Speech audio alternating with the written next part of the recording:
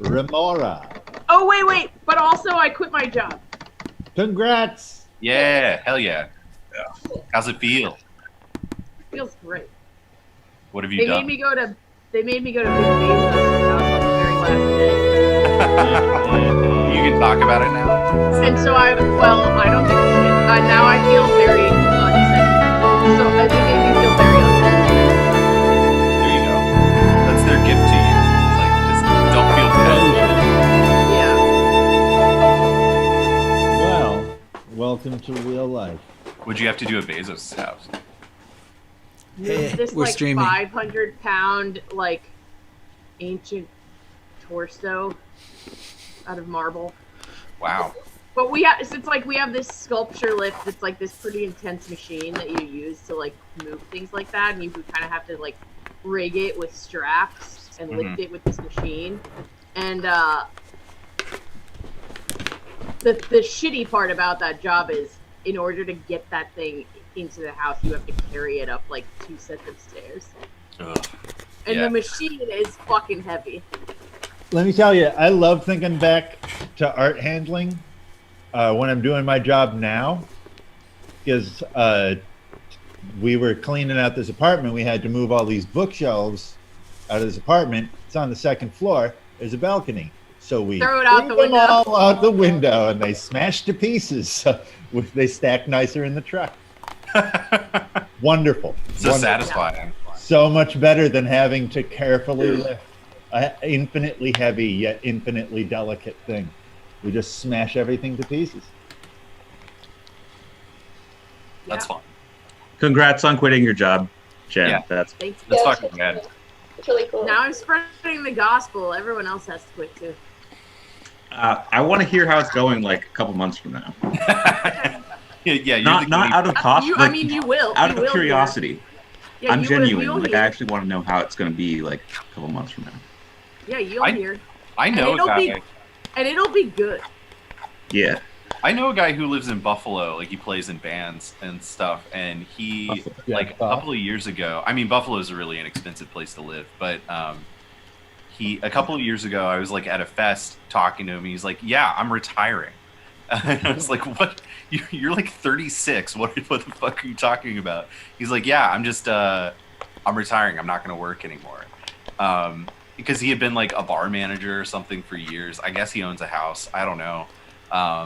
And I don't think he's had a job since then. I think he just like puts out records and tours and fucks around, and it seems like it's going great for him. And I'm mad jealous. I can't really comprehend how you make that work financially, but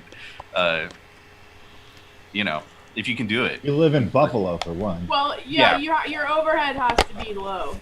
Yeah. But I mean, it's not like I'm not gonna work. Yeah. But I don't Right. want to ever have like a job. ever Yeah. again. Yeah. If I can I'd love to avoid get it, I to- want to never have a job. I'd love to get to a place where I could just work like a part-time job and Yeah. spend. I don't even necessarily want a part-time job.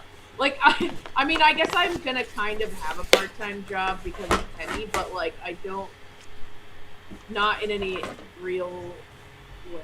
You gonna be chipping trees? But Yeah, I mean, I think I'm gonna become like the person who runs the machine. He has a new machine. that sounds fun. But yeah, so I guess I'll sort of have a part-time job, but it's still gonna be pretty informal. I think that's a nice way to do it. And I'll never think of Kenny as my boss. I don't know that anybody could think of Kenny as their boss. I think Chase probably does. I like my current job, but I'm very afraid of the prospect of having to go work at the bar again. You are. You don't have to. Well, I want to still be able to use the theater, and I feel like saying I'm not going to work at the bar would be a shit move. Maybe. So, Can't be a joy boy and not be a joy boy. Yeah, Right. Be a joy boy. I gotta do my part a little bit, you know. She Right. got a date when they're coming back. Not that I've heard. Okay, good. Yeah. Yeah. Good. I feel like it's a good long way off. Yeah. Things it'll happen, but not soon. Yeah, it's gonna be. Well, and I think that Joy will take her leisurely time about doing it too. Yeah. She always does. Oh, Yeah. this is a very unrelated thing, and actually the only thing it's related to is the way Ryan looks right now. But Hey, I we're not streaming, are we? Yeah, we are. We've been streaming. I said that. a Oh while ago. no! We gotta delete everything that I just said. It'll be fun. Joy's not gonna watch it, Joy right? watches the book club. But someone will watch it and they'll tell Joy. Mm-hmm. I'm in big trouble now. I mean, but what all you said was that you were worried about working at the bar again. You're right. You didn't say anything else incriminating. Yeah, you're worried about your health because of the pandemic. That makes sense. Well. Um, Anyway. Man, being around drunk people every night is not good for your health, no matter what the disease that's in vogue at time is. Disease in vogue. Yeah, it'll be really scary to have to like enforce a mask thing if that's a thing. Yeah, that's Oh, gonna you know there's gonna what be a the lot of thing- dudes posing hard about that. Yeah. You know what the other thing is like I went when like at the end of the summer last year when it was still hot out and they still had the Baden-Sonnen open. Yeah. I went one time. I've been to the bar one time during COVID, and it was that. And I will say, like, I got really drunk because I forgot like how you go to a bar. Like I just like forgot how to do it right. And I just was like, oh, this is great, cocktails. And then I was like, whoa, I'm fucking wasted.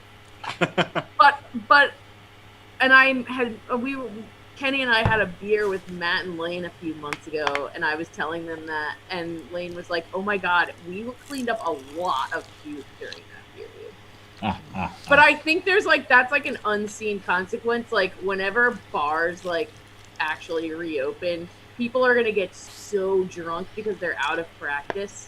Yeah. They're also gonna act a fool because they're so excited to be a place where people see them again. Well, they're out Yeah. of practice of that too. They're out of Yeah. practice of drinking, and they're out of practice of like being in public. I mean, Yeah. I've had like one drink a month for the last year, probably. Like it's been so limited. It's Wow. so hard to get drunk in quarantine. Yeah, well, and that's part of it is that like this hasn't happened to me as much, but with Madison, she's felt like she'll drink a little bit, won't feel drunk, but will get just sick. Like she'll just feel Hangover. terrible. It goes straight from buzz to hangover, and you're not even Yeah. in buzz for very Oh, long. that's It's so what weird. always happens to me at this age.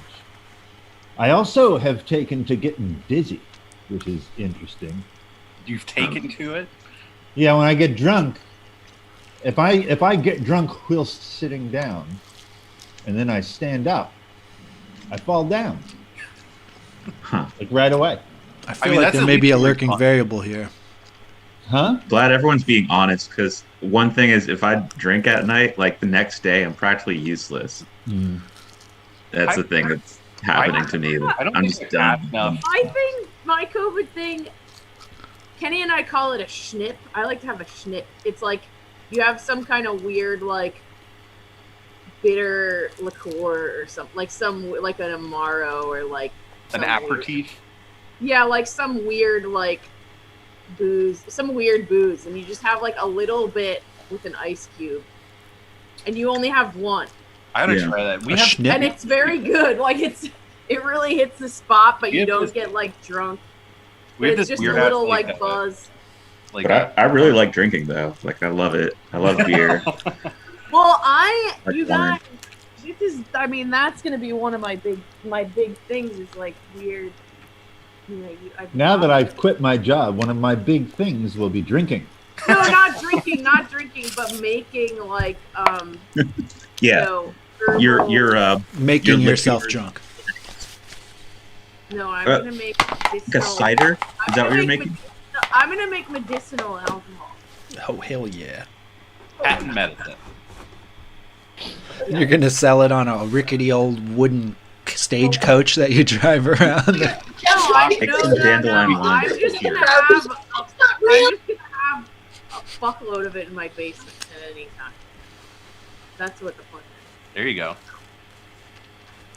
You're gonna become a bootlegger? That's so cool. I mean, I guess so. Yes! Snake oil salesman. Yeah, you do need a wagon. I don't intend to sell it. Oh, I intend to, like, dose share it. people. I don't intend to sell it. Please let me be the person who is planted in the audience and says, like, The shill. there's no way that works. I'm like, it's gonna work. What? My fingers are broken. I can see. Yeah, I can see. I'll pretend to only have one leg, and I'll Healed. reach my leg. Yeah. I'll pretend to be sober, and then you can cure it. That was always I haven't thought about this movie in years, but the original Pete's Dragon, that was always my favorite part in that movie was where the hack doctor is like pouring like alcohol tincture into some old man's ear through a pipe. I always thought that was so crazy, but I Wow, I have a very fuzzy, but it's their memory of that. it's a weird movie. It's a really weird movie. My mother used to irrigate my grandfather's ears in a very similar manner. With a pipe. It was a cone and she had like a otoscope kind of thing because she's a nurse, so she could look in there and see where it was, and then she'd like there was a cone and she'd squirt stuff down the cone. There's another story that relates to a couple different. I'm gonna just fuse two things together, which is Willett has a classic story about being on tour with Little Hal and Wolfe, and Wolf's like fucking around making like showboating, and he has some funnel that he's like stuck in his butt, and he's like pretending to like play like a horn with his butt, and Willett's just standing there with this bottle of bourbon, and he just like pours a little bit in the funnel. And When you say in his butt, you mean in his butt crack, yes? Yeah, but I mean In the hole. in there, close enough. Was there And then I absorption? can't remember He butt exactly how chugged. I can't remember exactly how it ends. I think it might end with Wolf just like silently turning and like looking at me. There's one very weird guy I met years ago when some of my eventual roommates lived in the Copycat, and it was like a friend of theirs from like high school or college or this guy who just turned up. He's a weird dude. I feel like within the first 10 minutes of me meeting him, he asked me how much I make a year, and then at some point later he got like too drunk or too stoned or something, was basically like nodding off on a couch but like leaning forward, and he had like loose khaki bro pants, and it just his butt crack was just out. And Madison spent like an hour just dropping change down his butt crack, and he didn't notice at all until eventually he stood up and was like just really confused by it. It's a good game. And a treasure hoard fell down into his socks. That's pretty cool. He was very weird. He was an off-putting person. Want to talk about the book? Yeah. Yeah. Is this the Remora chapter finally? Yeah, they opened the first thing that happens. They open the door and there's No, we didn't talk about chapter 3 yet. We didn't. So yeah, we didn't No. talk about Oh that. wait. Oh, I prepared wrong, guys. Oh, I want to talk about Remora. So No, No. Yeah, wait. This is the chapter where he talks to know how you Chenille. get to talk about it is we get through chapter 3. all right. Let's do it. Let's do it. Tree. Remora talks like Jeff Goldblum, right? That's what Yeah, that's- I was just thinking. I brought it up before, but like it is dead on. He is talking like Jeff Goldblum. I don't know how Whoa. you got it so perfectly. That's cool. For a little bit earlier today, I was trying a Woody Allen. Yeah. We should compile our list of all of our like theories of where Gene Wolfe took from like contemporary '90s stuff, '80s and '90s stuff. Like, what was the other one? I feel like there's been at least 2 or 3 where Twin Peaks. I feel like I think Ryan, you had one where you were like, I think that this is a direct reference to this like commercial or something, or it was like a movie. Heads. Yeah. I can't remember. There's been a But few. it's all. There has been a few. I mean, I guess Jeff Goldblum was like around in a pretty public way at this point. But did he become but Jeff why? Goldblum like before Jurassic Park? I feel like Jurassic Yeah, like Park why? is where he like came The into Fly himself. had come out, It so was if you in had The seen Fly. I'm sure. Is he like that in The Fly? The Fly, but he doesn't really talk all that. I don't know, like modern All day right. Jeff Goldblum. Have a good day. is how I read this. That's a Remora. good point. Well, he wasn't. Jeff Goldblum wasn't modern day Jeff Goldblum during Jurassic Park. He was still a believable human being. Yeah, he's like a Jurassic human Park. being. Now he's a cartoon. But you start to see the transition in Jurassic Park. Maybe, yeah. When was the last time you watched The Fly? Oh, love finds a way. I mean, he's great in The Fly. I mean, I like Jeff Goldblum in general, even though he is a human cartoon. And I mean, he was also like his role in Nashville is insanely goofy. He's Yeah. in Nashville? Yeah, he's Yeah, like he just rides around on a motor tricycle. Oh, yeah. man. He must have been a He's just kid. around. He also has a line in Annie Hall. Really? They go to a party in Los Angeles, and they're Yeah. panning through the whole party.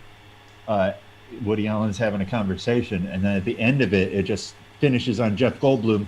He's on a giant cell phone, and he says, yeah, I forgot my mantra," and that's it. Huh. It's been a long time since I've seen Annie Hall, but yeah, that sounds right. Good movie. All right, sorry, we totally already got on this Jeff Goldblum thing. Well, that's because Remora talks like Jeff Goldblum. I know, but we're not supposed to be talking about Remora yet. We're talking about Chenille. And Musk. And Shamazel. Grain. Neil School. Austin Pepper Corporate. Neil Shamazel. Thank you. So I'll laugh for that. at the very beginning, Appreciate the it. very first sentence I think of this chapter is really awesome. About Silk had never ridden in the dead coach before, or rather, as he told himself sharply, the dead coach had been Loach's wagon. I like that a lot. Yeah. What do you like Yeah. about it? It's a neat thing to remind yourself of sharply, that like the dead coach is not the physical conveyance, it's the function that the conveyance is providing. hmm Oh. But this is a real one. This is Yeah. this sounds like the Cadillac hearse of Yeah. dead coaches. Yeah. He's moving on up. I was gonna say I have a neighbor who's this goth guy who drives around a Cadillac hearse with like a skull hood ornament, Does he have a and it's souped not a up? hearse; it's a car because he drives it around as a car. I've always wanted to have a hearse, and then you put like subwoofers in it. That would be the greatest ride conceivable to man. I briefly had a coworker who in high school, he grew up like around here, and in high school his car was a hearse I think he put like a skull on the hood. So, You got to put Yeah, like it's subwoofers got and fully ground tinted, effects. like all the way black tinted windows. I can't imagine having a cool car as a teenager and not just the cheapest and most functional one your parents can find. Yeah. I had no car at I all. like the conversation with the driver too. Like the driver's a cool little Wolf-esque side character. Mm. Oh yeah, he's like Just describes cleaning it and everything. he's kind of a disinterested agnostic who's getting pulled into the religious gossip because it's so juicy now. Yeah. hmm hmm It is kind of like every conversation I've had with an Uber driver. Oh man, I had such a good one like a week ago where this dude picked me up and he's really tall, and I thought for a second about telling him like, man, my dad used to go to college with this dude that he claimed had to take the front seat out of his car, and the dude sat in the back seat to drive because his legs were so long. And then I was like, I'm not going to say that to this dude. And so we didn't say anything at all to each other until we got like halfway where I was going. And he said, Ryan, I'm not gonna lie to you, I'm done with this job. For a split second, I thought that meant he was about to like ram us into like a plinth or something. When it didn't happen right away, I was like, oh well. I mean, you get to control the music here. Like, there's a lot of shitty jobs where you can't control the music. And he was like, I don't care about that shit anymore. But my legs, man, I can't sit this long. I can't sit. And so I told him about my new job, and I was like, I don't really want to talk about it because I feel like I'm jinxing things. Because it's great, you know. It's just there's nothing bad about it so far. And he was like, "You feel real guilty about this, don't you?" And it was only like 4 minutes, maybe, the whole conversation, but it was so wonderful. I feel like we really connected in a totally unexpected way. I've had great conversations with cab drivers. I one time took a cab to the Greyhound station. I don't know if it's still there, down in like South Baltimore somewhere. Next to the And, horseshoe? They built Yeah, the one a next to the new horseshoe, one. and They built it was a a new one right next to it, and then tore the old one down. Yeah. Oh, It was a very Baltimore move. But anyway, this guy was like a middle-aged Middle Eastern man. I'm not sure what exactly his nationality was. And he had recently he had a girlfriend or a wife who had left him for another man, like very recently. This is what we like. This conversation like slowly got teased out somehow through chit chat, you know, and so like I had been through something similar, maybe like 1 or 2 years prior to that, and so I was like commiserating with him, and he like got really into the conversation, and for some reason I started giving him like advice about what to do like in the fallout of like a bad breakup, and like we got to the Greyhound station, and he was like, I'm gonna smoke a cigarette, you know, and I was like, oh cool, can I have one? He's like, yeah. He's like, you can have this whole pack. Actually, it was American Spirits, weirdly, and I was like, okay, thanks. And we like it was a while till my bus came, and we like just taught, like we just had this like really in-depth conversation about like relationships and how to like pick yourself back up afterwards. I'll never forget it. It was that's nice. very genuine, and we were like friends. I've had a lot of experiences like that. We like smoked a bunch of cigarettes and like talked. Where you just like have you're like friends, like really friends with someone for like 10 minutes. I feel like it's nice when you can do that, because you can just like leap into being fully candid with somebody that you don't really know, and then there's no real expectation that like, you know, you can just have a very deep but very brief relationship with somebody, and then not ever, you know, pick it back up. I think drivers are particularly like, I mean, I think they're a group that it's like people that don't want to be supervised. So I feel like there's like it's kind of like librarians. There's like a secret anarchist streak in that profession. True.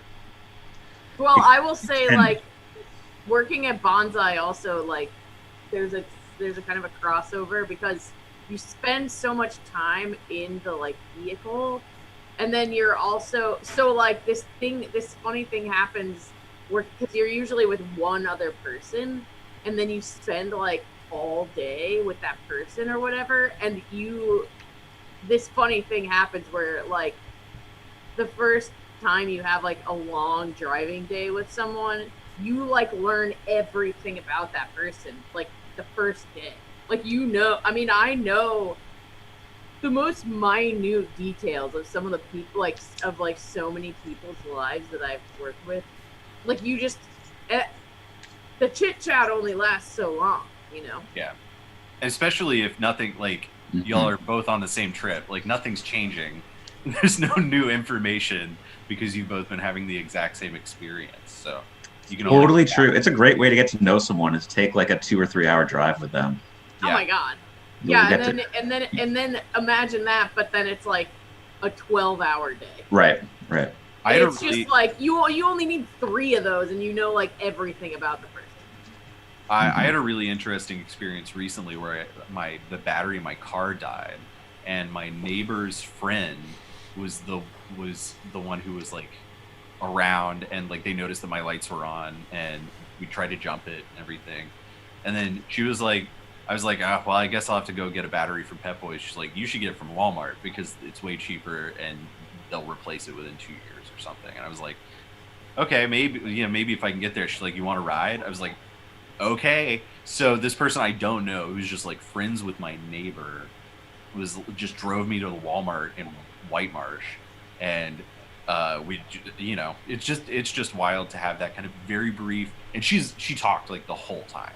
She was like ready, and she's a driver too. I guess she used to be like a process server, so she's used to just driving forever. And so she just like driving, talking. We got a battery, put it back in my car, and it was just a really weird, interesting experience. She's a very Baltimore person, and not the kind of person I would normally be, taking a ride in the front seat with. So I also feel like I've told you guys before, probably about the time when I had like a 13-hour layover in Mexico City, and I made friends with that lady who I just hung out with the whole day. I hadn't heard that, but that's fun. Oh, I just was like, I had this long layover, and I'm like, I'm not gonna stay in the airport. It was on my way back from having been in Peru for like 2 months, and I took the bus to like the metro or whatever from the airport, and I was like standing in the metro station looking at the map, like trying to decide where I was gonna go. And this like young, like around my age, like probably in her 20s, lady came up to me and was like, you know where you're going? Like, where are you going? And I was like, I don't know. I was gonna go like maybe over here. And she's like, do you need like? And I was like, I don't know. I'm fine. And she's like, just come. I'm going that way. Just come with me. And then I went. So I just like. She told me. She was like, you stick out. She told me, you're like a bean on the rice. And I was like, okay. That's what she said. You're like a bean on the rice. And so she just kind of like picked me up, and we went on the train, and we got off, and then she was like, basically she was like an escort, and she was like, I have a date tonight. I gotta buy a new dress. So I went with her to the mall, like helped her pick out a dress. And we like went to some stores, and I also had no money because I had like zero money. And she like, and then we went and we met up with some friend of hers, and she like bought me lunch, and then she took me to some like pre-Columbian museum, and we looked at weird artifacts. And we just like generally dicked around for like a whole afternoon, and then she just like put me back on the train to like the airport and was like, okay, bye. That's sweet. That's awesome. Yeah, it was good. She was cool. It was really funny. Well, anyway, and it was Anne Rice. If you ever want to really like put a bow on that story, say, and it turned out it was Anne Rice. That well, it was girl. also funny because it was like I had been in Peru for 2 months, and so I had been used to just like speaking kind of like bad Spanish, but she obviously wanted to practice her English, so I was just speaking bad Spanish and she was speaking like bad English the whole day. Nice. That's cool. Recipe for a screwball comedy. Hello. What? I mean, it was probably very funny if you were like a spectator to watch that whole thing happen. It was funny to me. What? Yeah. Shall we, long son? We got Can like we? 2 pages in. We got We'll 2 see. What happens next? Well, Okay, so there's the dead coach. He Yeah. talks to the driver, which is where this whole conversation kind of got derailed a little bit. He has this little conversation with the driver, and the driver describes like what he does besides the driving of the car. Okay. And so just as the driver's about to describe the rumors, there's a little cut scene here Which is interesting because one thing about this book that's different from New Sun, and I'm sure we talked about this before, is that this book tends to follow time, at least up until this point, in pretty closely without too many cuts. At least when we're like following Silk, like we get pretty much the whole picture for Silk. There's no like cut scene, and then it's like what happened in between that time. But we do get a little cut here, but it's just them driving. It's not a significant cut, but it's just one thing I'm aware of when I'm reading. I have no reason to believe that anything happened in between. Well, he does. He's basically just explaining to Silk the rumors, which I guess we already know. We know the rumors, but I mean, we don't know the rumors. Right. We know what happened. Yeah, that's true. Yeah, so I guess we don't get to hear what people are saying happened. But it's probably not that interesting as the impression that I get, or that it's similar. Well, it's talking about Silk It was Fataldi, cute when I saw her on top of you when I came on. right? Shouldn't we assume? Silk for Calday said. Yeah, and that's what's cut out, which I feel is significant somehow. Well, that's a theme with these books. I think is like important things happen in the cut. Yeah. Well, and then you get to see these kids, and the kids have all these questions. So I think we're getting the rumors from the kids, whereas Silk got them from the dead coach driver. So but it's probably the same information. The goddess really come? A real goddess? What she look like? Could you see her really good? Could you tell what she said? What'd she say? So I think it's different. I think that the death coach guy is only talking politics, whereas these people are talking about spiritual stuff. Oh. Mm-hmm. Where the death coach person would talk about spiritual stuff, it's only in relation to economics, the economic impact, and therefore political clout. That's like the impression you're getting, Connor. I think this is a down-to-earth man that cleans his car and thinks about what's happening. That's reasonable. Yeah, I think think about the metaphysics of it. We're getting an illustration of how like I don't know anything about gods or whatever. Right. Yeah, we're seeing how different sections of the population with like totally different point of views are getting sucked into the story of Silk. Right. It's not just one type of person that like sees something in this for themselves. It's many types of people. And I wonder if part of why the Death Coachman's summary of events is cut out is because our author is closer to the children who are interested in the goddess appearance and the mystical nature of that than the boring old money and politics. Yeah. That maybe Horn doesn't even fully understand. Could be. I mean, this dead coach driver seems like a unique individual in this section of town, right? Because everyone else... I think he's from another section of town. I think he's... Yeah. That could be the case because everyone else is reverent of Silk right now. Right. To the point where they won't even accept his money. Yeah. But this driver seems kind of still pretty grounded. Seems pretty unimpressed. Well, at least that's the impression. He's accepting him as an equal, which, since he's from a much more high-class quarter, is a step up for Silk. He's being welcomed into a somewhat higher rung. I mean, normally the person who does this is just some dude with a wagon, like this. Yeah. This is a liveried gentleman that's having him talk with Silk is letting Silk into a higher circle.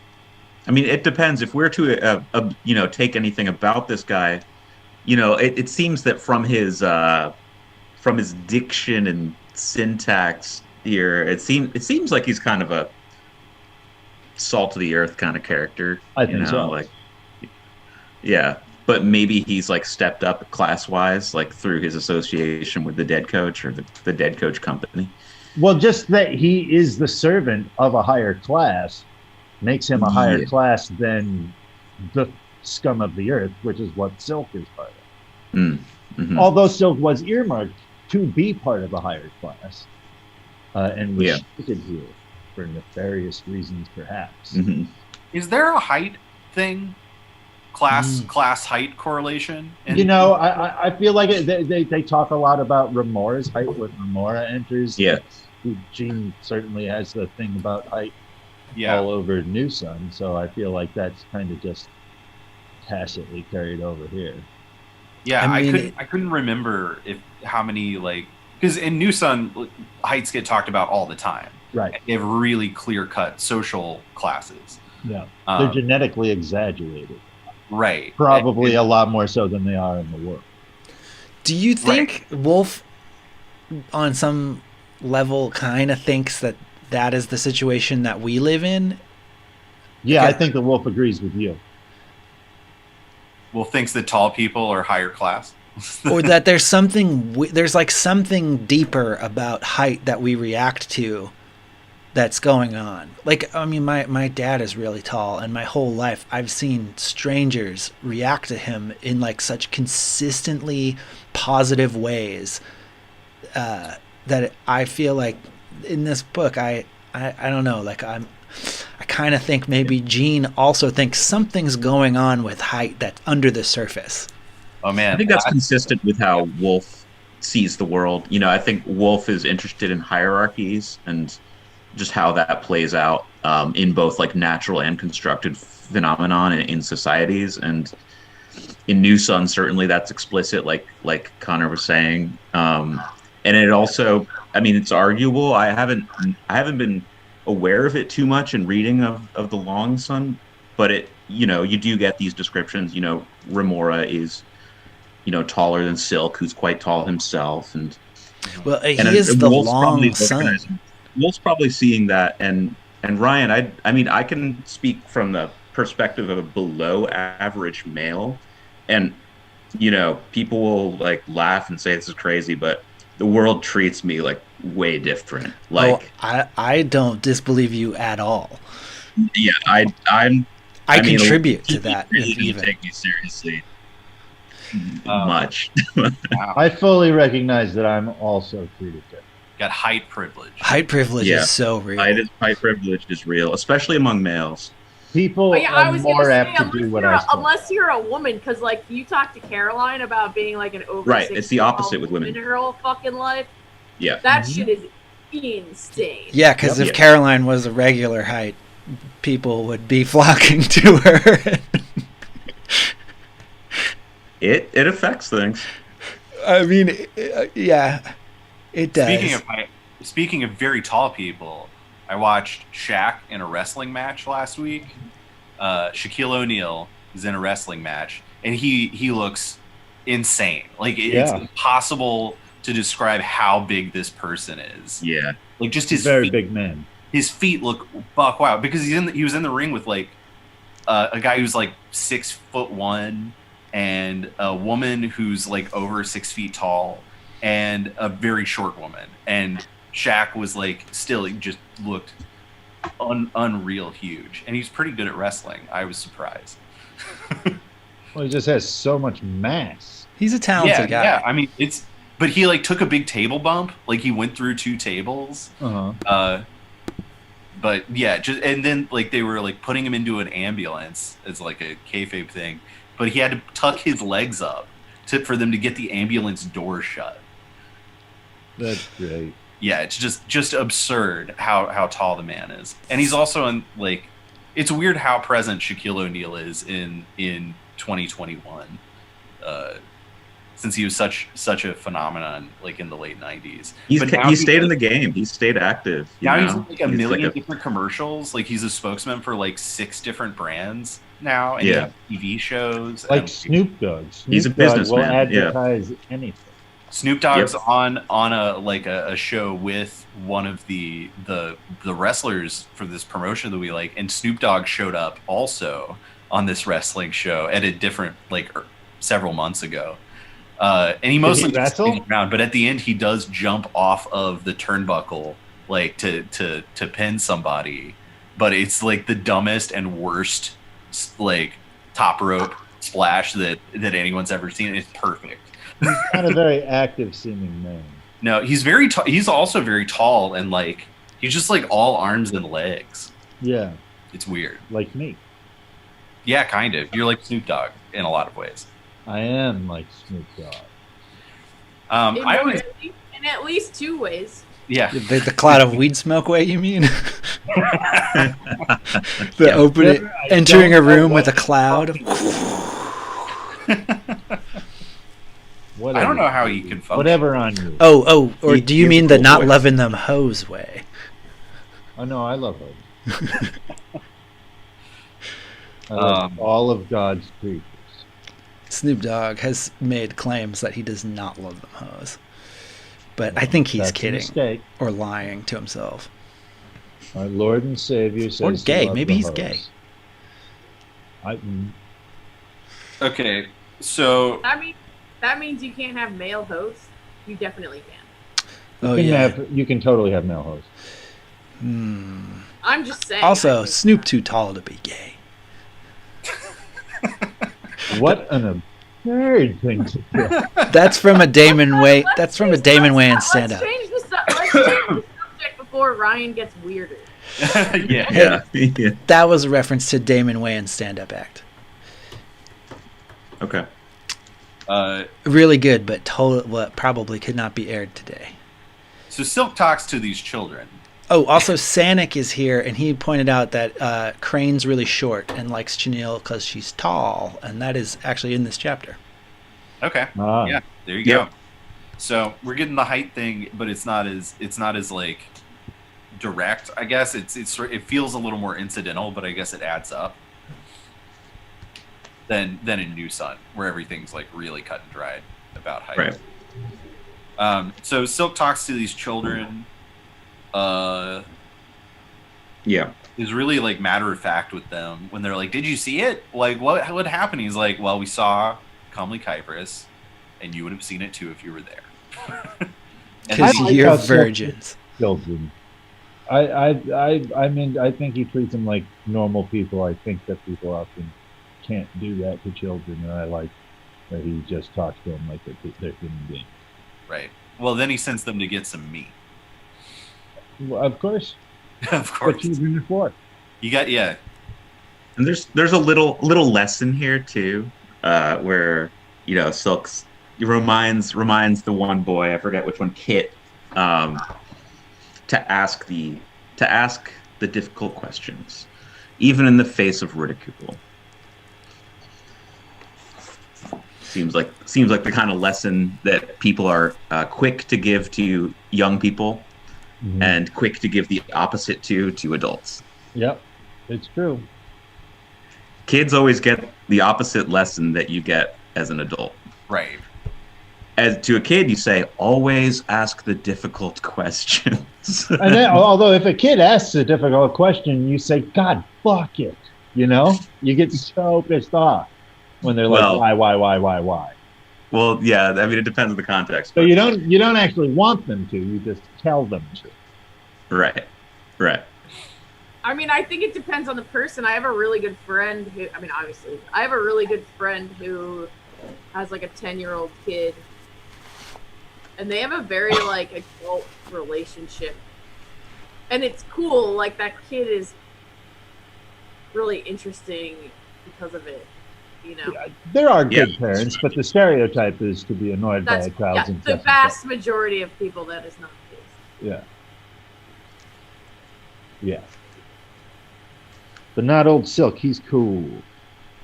I love He's arguing, hit. and the challenge of a petulant child is a great thrill that you can't really duplicate with older people. Until they get really old. Oh yeah, maybe so. Yeah. Yeah, I have a very definitely. sensitive sense of smell, though, so I'm not usually around that age group. Okay. Talks to Maytera, Rose, and then goes and sees Oreb. Who's like pretty So, nice to him. Can I clarify something? Silk orders out some chops, right? That's right. Are those for the mansion? I thought that they're for Rose specifically. They're for Rose. Okay. I think so. They're guilt chops. Oh, To man. make up for the year. I never liked pork chops, but when I fucking read about chops in this book, I want to eat chops. Yeah. Oh yeah, because he had delicious chops with Auk at the Tavern, right? And then too. Choppy. It's good writing, you know. It makes you Sizzling wanna brown chops. eat. Yeah. And he just mentions them. He doesn't say really anything about them. Oh. I want. He cooks them. Yeah. You he does know. cook them. They're sizzling. They're crackling. And he does mention how they brown on one side, how they're like nice and brown. There's like a golden He crisp. adds to a them. pinch of salt. Yeah. A pinch of salt. Yes, Precious. it's amazing how appetizing these food descriptions are for such austere foods. hmm You know, Yeah. and I think it's because we can really feel how hungry this poor man. Yeah. Mm-hmm. Yeah. He really relishes and values all the food that he. And I think that's one of the reasons why I'm so easily sympathetic to this man, is because of his hunger. I think that makes me want to be on his side. Because you're hungry all the time. I mean, I'm not hungry all the time, though I have been very hungry at points in my life. But yeah, I don't know. I just really sympathize with the hunger. Yeah. It's a hard place to be. Mm-hmm.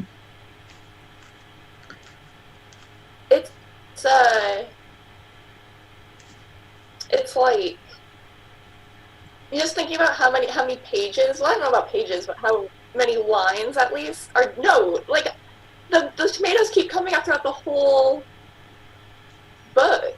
I want to say throughout the whole 4 books, the tomatoes keep coming up. Like I think the Patera Silk is kind of obsessive.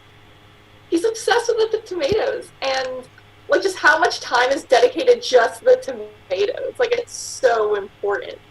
Every little scrap of food is so important. Mm-hmm. Not just the food, but the string that's used to wrap the packages. He wants to save the string as well.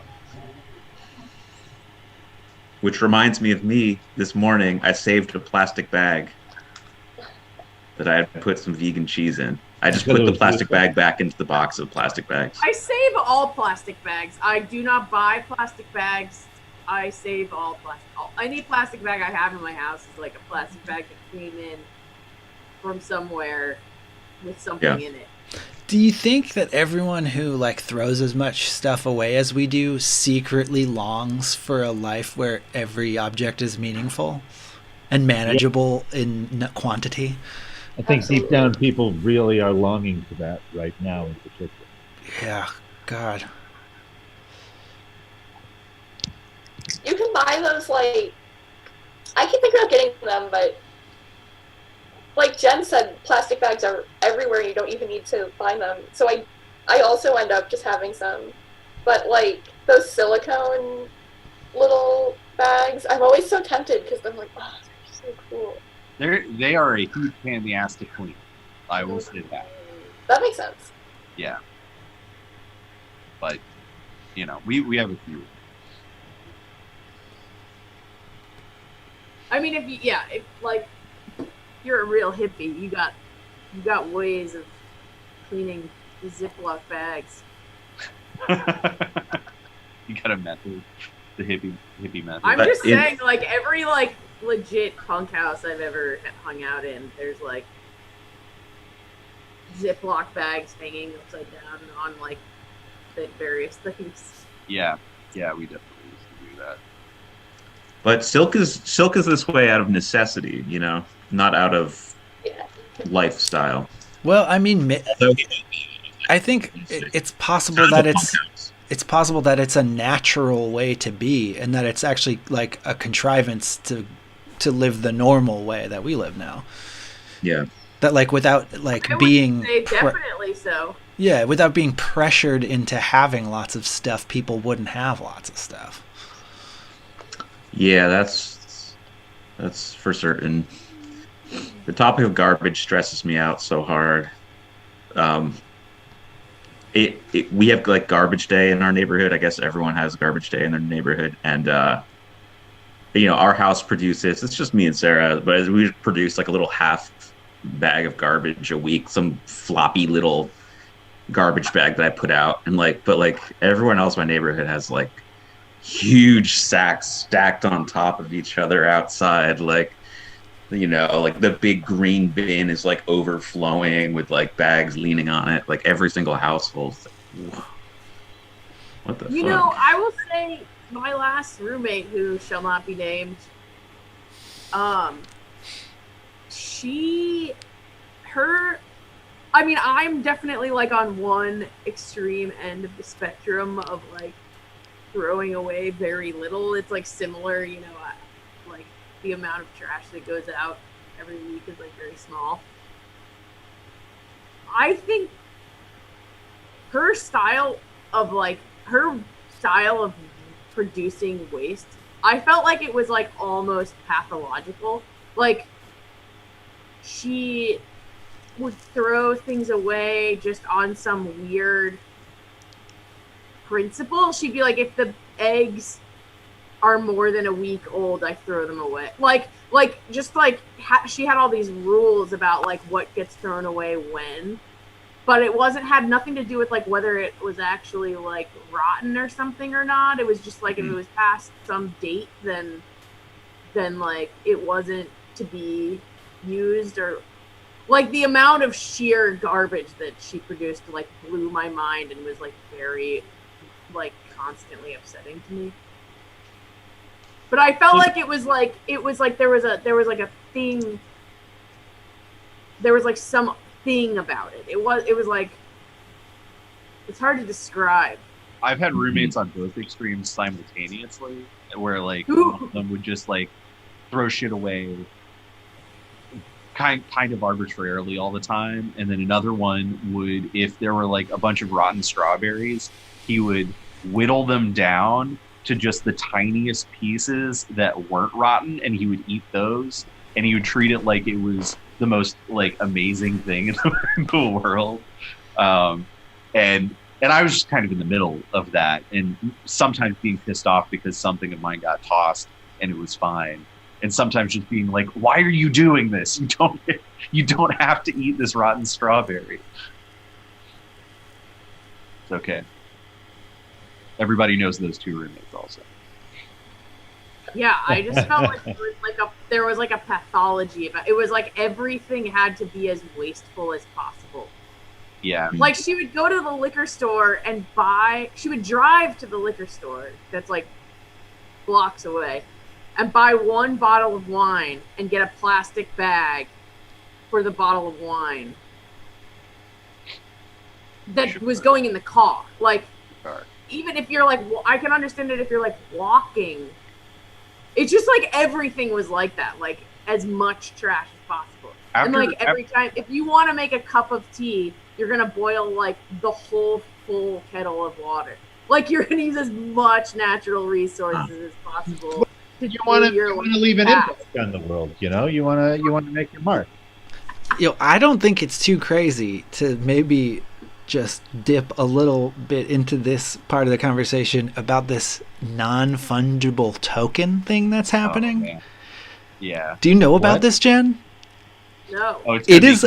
Oh my god! It's a techno dystopian, like hyper nightmare on a steroid of what you don't like. It's really bizarre. I don't even really understand how it's real, but apparently it's like incredibly popular and successful right now. What is it? Do you know what bitcoins are? Bitcoins, yeah.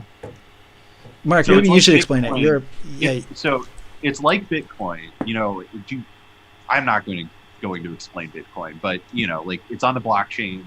Yeah. You know, you have these tokens that are tradable or whatever, and you know they have value that's based on a market, essentially. Well, it's like a way of pretending that something digital is like exclusive.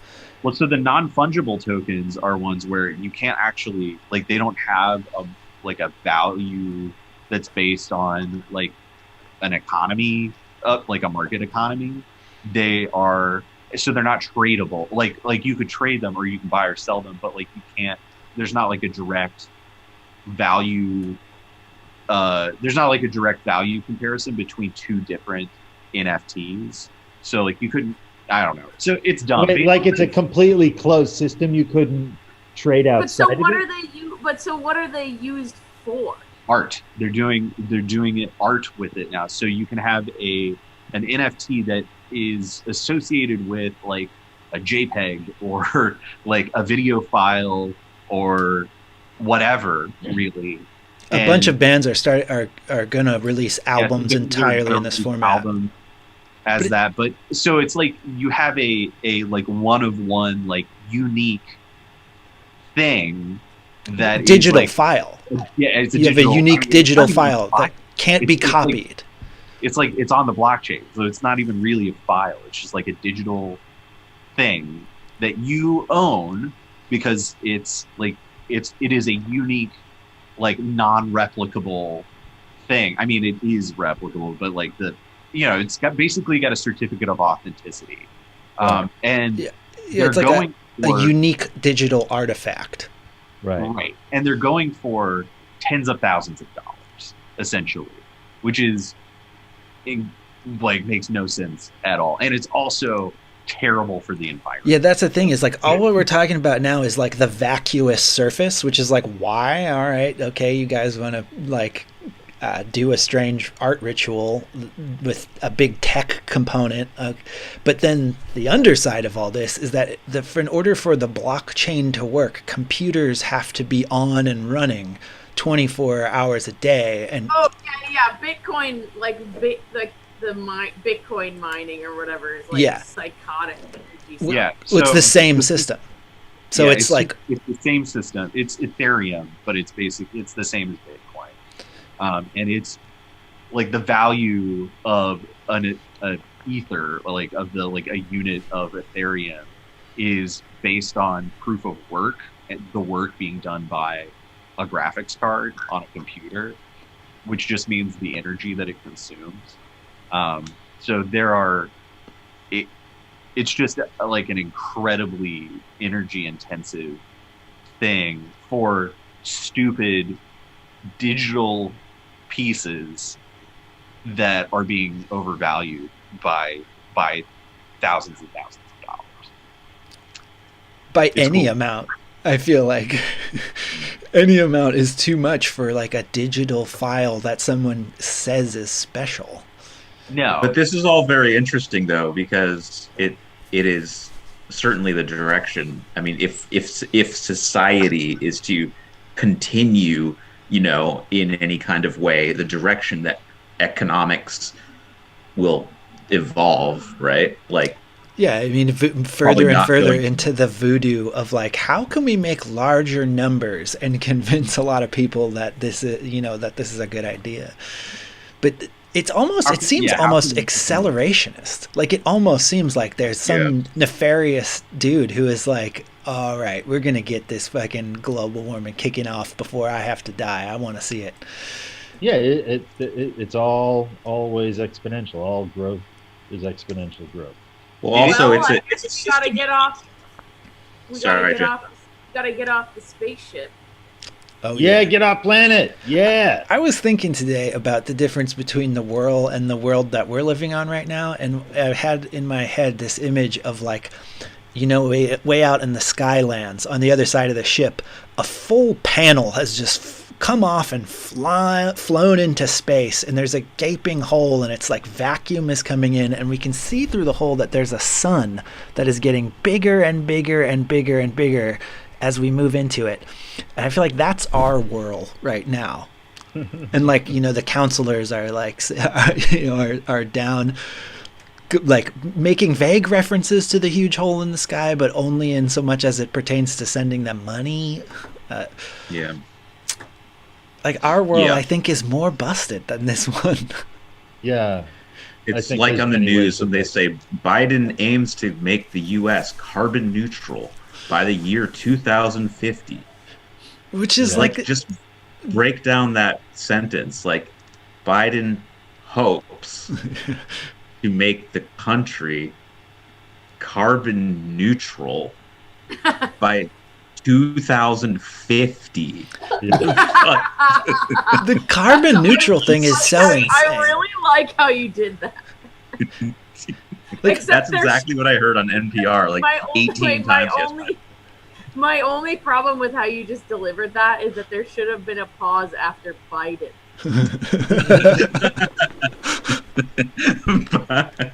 Joe Biden, of all people. Missed opportunity.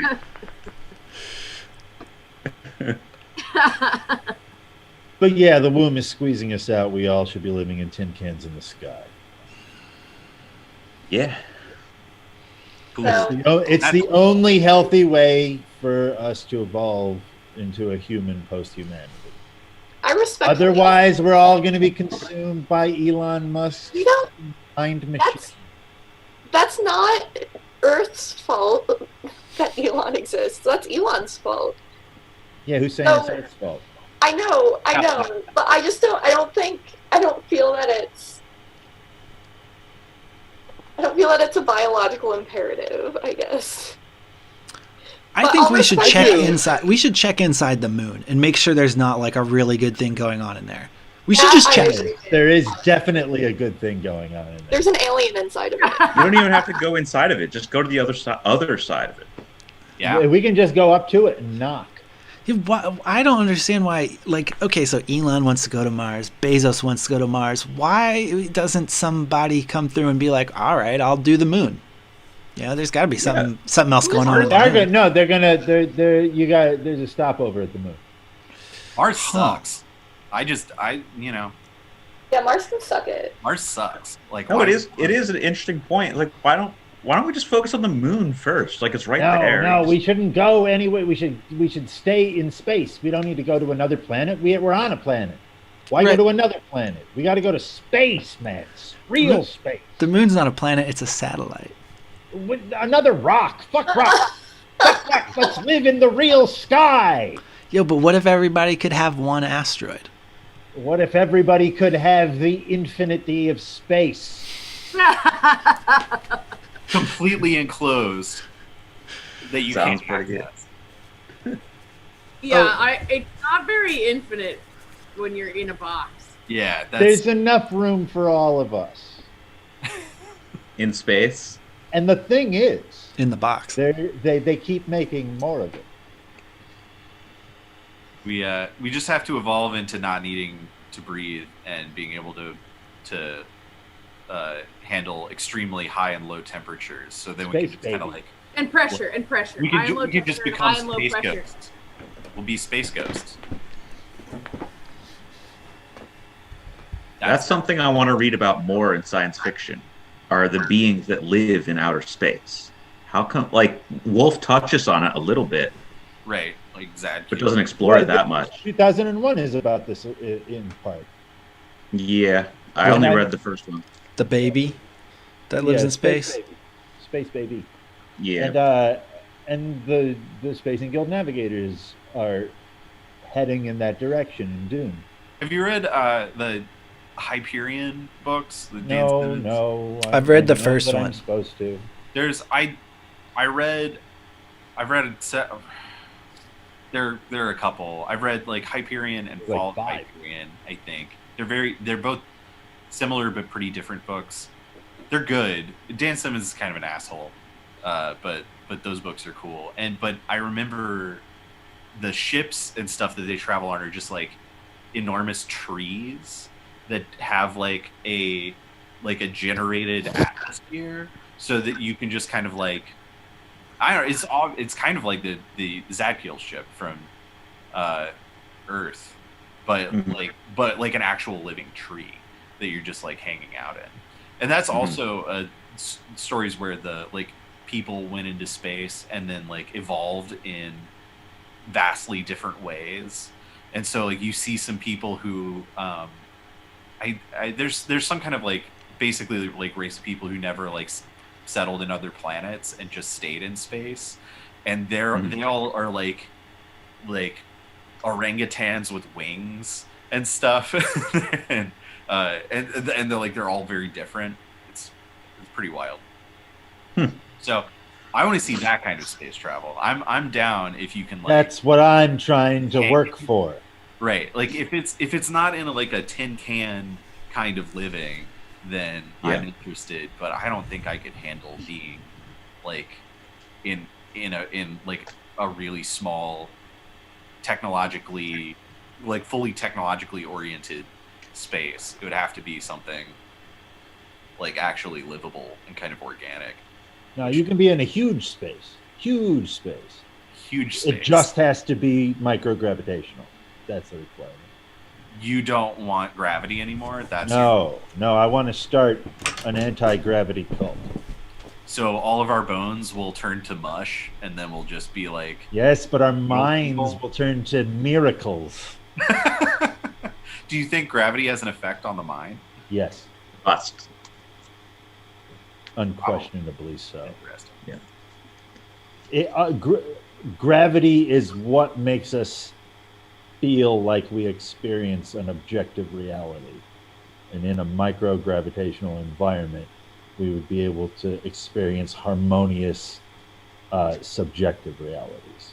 Easy. Well, so much of us is based out of gravity because we're based out of the Earth. We're just extensions of the natural rock that we live on and all the various elements that have combined into different things on it.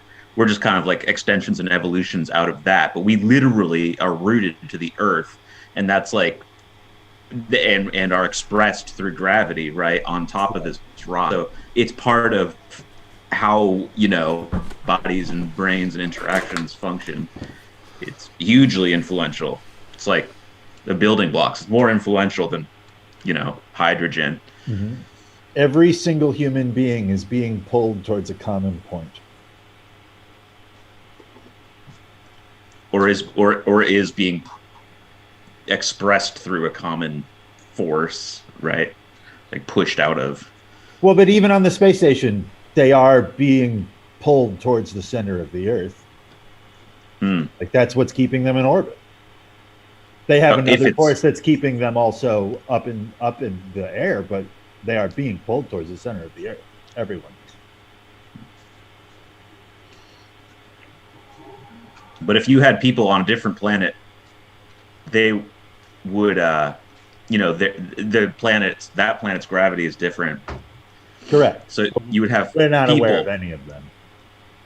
Yeah, no, we're not. But imagining them, they just have different interactions with their own planet's gravity. Mm-hmm. So it's hard to imagine what that would look like, but. I don't know. I'm just riffing. I don't know. I'm not interested in this anymore. Next topic. Next. Okay. What happens next in the book? Okay. So when we left off, okay. Oh, he gives the meat to Oreb, right? He says it's not for you, Oreb. Right? No, he gives the cat meat to Oreb, and then he gets the chops, and he tells him it's not. Yeah. So the cat meat is for him. I'm reading over this little paragraph where he says, "Scylla, bless your feast too."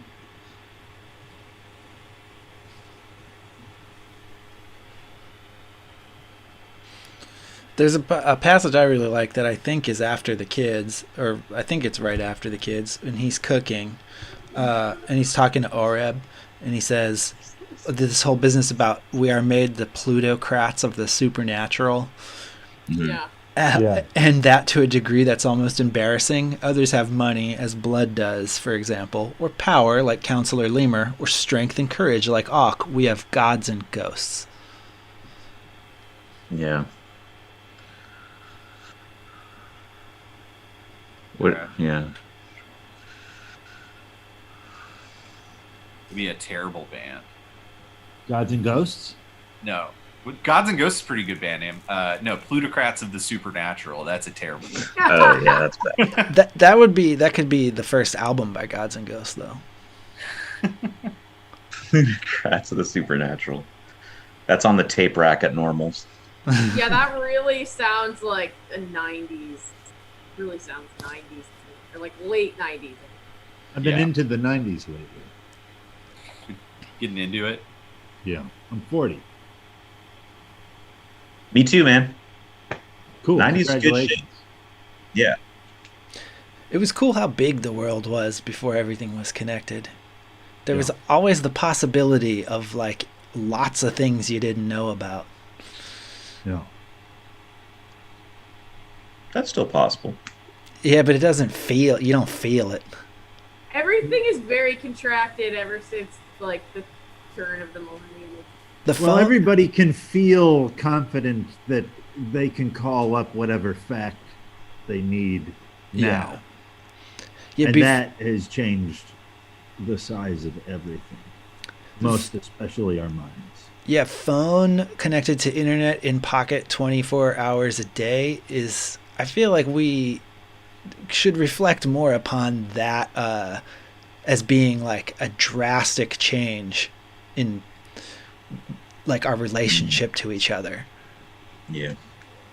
I feel Oh man, this weird thing happened the other day where I was texting my brother and my cousin about something in this book I was reading, and then I texted them like pictures of like 3 pages of the book or whatever to read, and my cousin said like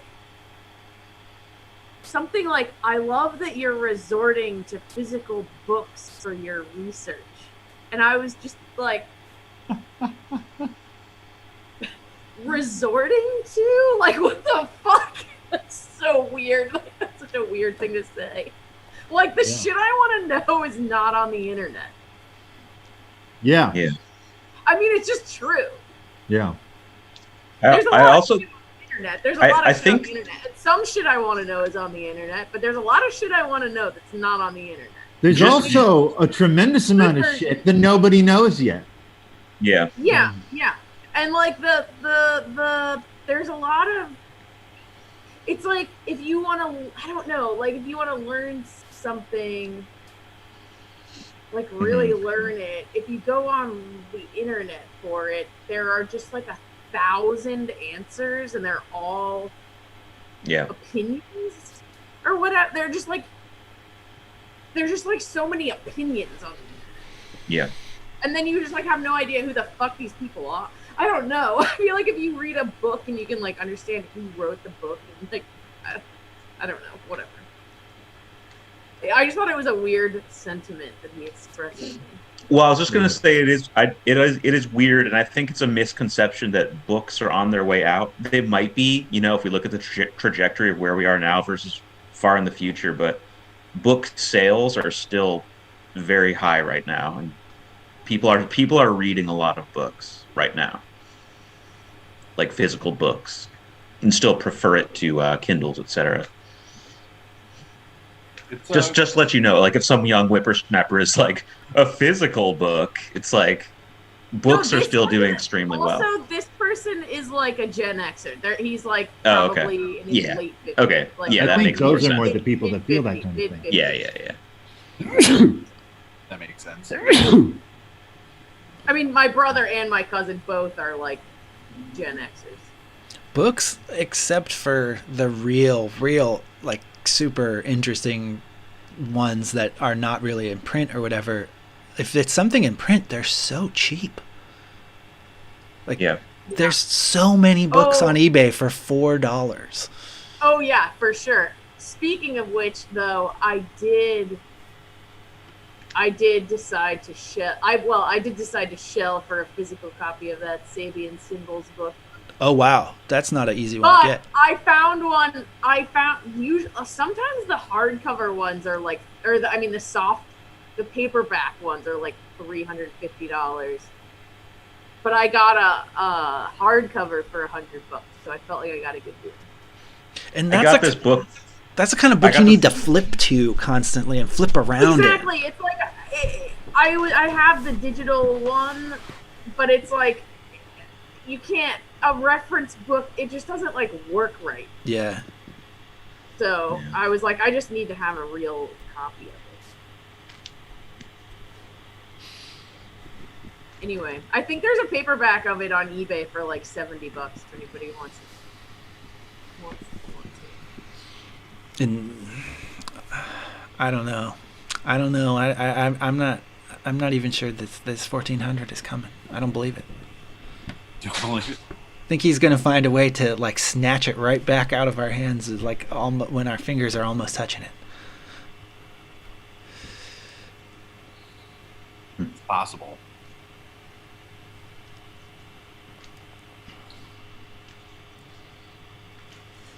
Anyway.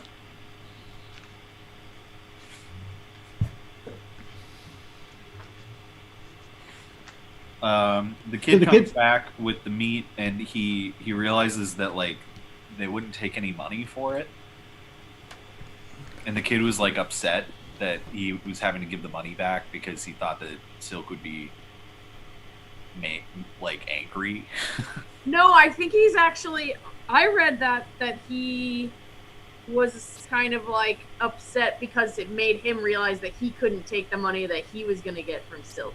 Yeah, I think that too. Oh, yeah, that could be Not that Silk's gonna be mad at him that he couldn't give the money to the guy, but that like now he also can't take the money that he was gonna take, and he's like kind of sad about that because he's poor. But that's also kind of an illustration of like where Silk is with, like how that community is starting to feel about him. Right, which is making Marble nervous. Yeah. Yes, she thinks the like cops are anyone coming. to be popular. I don't think she's worried about the cops. I think she's worried about the vampire. I thought she said, if the guard comes, do you know what you'll do? Yeah. Oh, yeah, I suppose. Yeah, the ayuntamiento helpers. They don't like. Is she the one that says they don't like people to get too popular? Oh yeah, here it is. That's when she said. 312. They don't like anyone to be too popular. Yeah.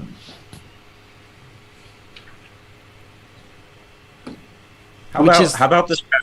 Oh yeah, sorry. I was just gonna say, which is kind of another South Americanism, isn't it? I mean, isn't there like a rich history of people who are like just starting to become popular, getting disappeared by U.S.-backed governments in Central and South America? Yep. The School of the Americas. Yeah. Oh yeah, Fred Hampton was fucking 21, more wasn't he? all the time. Yeah. I mean, it's funny too because also even like symbolic gestures of rebellion are hard to come by. There's like falling away. As popularity is becoming like more powerful, the people's willingness to risk it is shrinking dramatically. Well, popularity is also becoming more poisonous. It is more and more dangerous to be popular all the time. Oh yeah. I mean, you're invincible to like any form of canceling if you don't have success on a large scale. More money, more problems. Yeah. More popularity, more problems. Well, it's like, well, people don't care about your transgressions if they don't think you matter. I mean, you're pretty much There's invincible. also a lot less power in popularity because there's so many more popular. Like, well, and the responsibilities of a popular person have gone insane. I read all the stuff that people who are in Marvel films have to go through, like the stuff they have to agree to do for promotion. Mm-hmm. Be ready to do whatever at the drop of a hat. Eat these hot wings on stream. Yeah, exactly. It seems horrible to be a person who is successful on that level. I mean, all you gotta do is Fiona Apple that shit. Have to spend most of their day in a fucking call center raising money. Like popularity is a horrible curse these days. You get that money. It's just about the money. It's not about. Like, it's just gotta get those points. Want to get the high score. You get the high score, Officials on that really nice house that you're never in. Yeah. Well, but no, you want several nice houses that you'll like. Reduce the amount of time even further that you spend in any one house. Well, soon you won't have a body, so it doesn't matter that you won't be in the houses. You'll be a non-fungible person. Not fungible. There'll be like servers sitting in some basement somewhere that are like grinding out on a diesel generator to keep you in existence. You know who did that? Have you all seen the Black Mirror episode called 15 Million Demerits. Which one's that one? It's one of the first Black Mirror episodes, and I recommend it to everyone if you haven't seen it. It's the one where everyone lives inside of a place. They don't know what it is, and they're all working on exercise bicycles all day. Oh yeah. And then they're surrounded by the advertisements. I think isn't Sybil from Downton Abbey the star of that episode? It's the dude from Get Out, I believe. Yeah. It's I'm gonna mangle his name if I try. Yeah, I forget his name. It's that guy. First of all, that episode makes me think about this book because it's similar in the way that it is within a contained world, right? So it's a world, and the audience doesn't fully comprehend that world. Like, you're only given little glimpses through like certain characters about how that world works. But another thing is that episode, which again I recommend to everyone, it's a great hour of television to watch, has these really complicated themes about fame that I won't go into all together. But the main character becomes famous by being authentic. Like, he goes on camera on this reality show and he threatens to slit his own throat on camera for this like weird audience that exists, and the people on the reality show are like, this is gold, man, we're gonna give you your own show. And then he has his own show every week where he tells the truth and puts like a knife up to his throat, and he's like, I'm gonna kill myself. And as a reward for producing this show, right, they give him a different reality than all the other people he passes before him. Anyway, rewatch it. Very relevant to this discussion within this book in its own way. That episode reminds me of Network a lot. Network, the 70s movie? Yeah, that whole feeling of like you've been budgeted for. Yeah. Yeah. Like, go ahead and rebel. Right. That's part of our equation. Right. Rebellion is co-opted, and that's what we see exactly happening, or I think what they're attempting to do here in Long Sun. Well, but on another level, this rebellion was fomented for reasons that they are incapable of understanding. This rebellion is part of a much larger birth than they're aware of. Mm-hmm.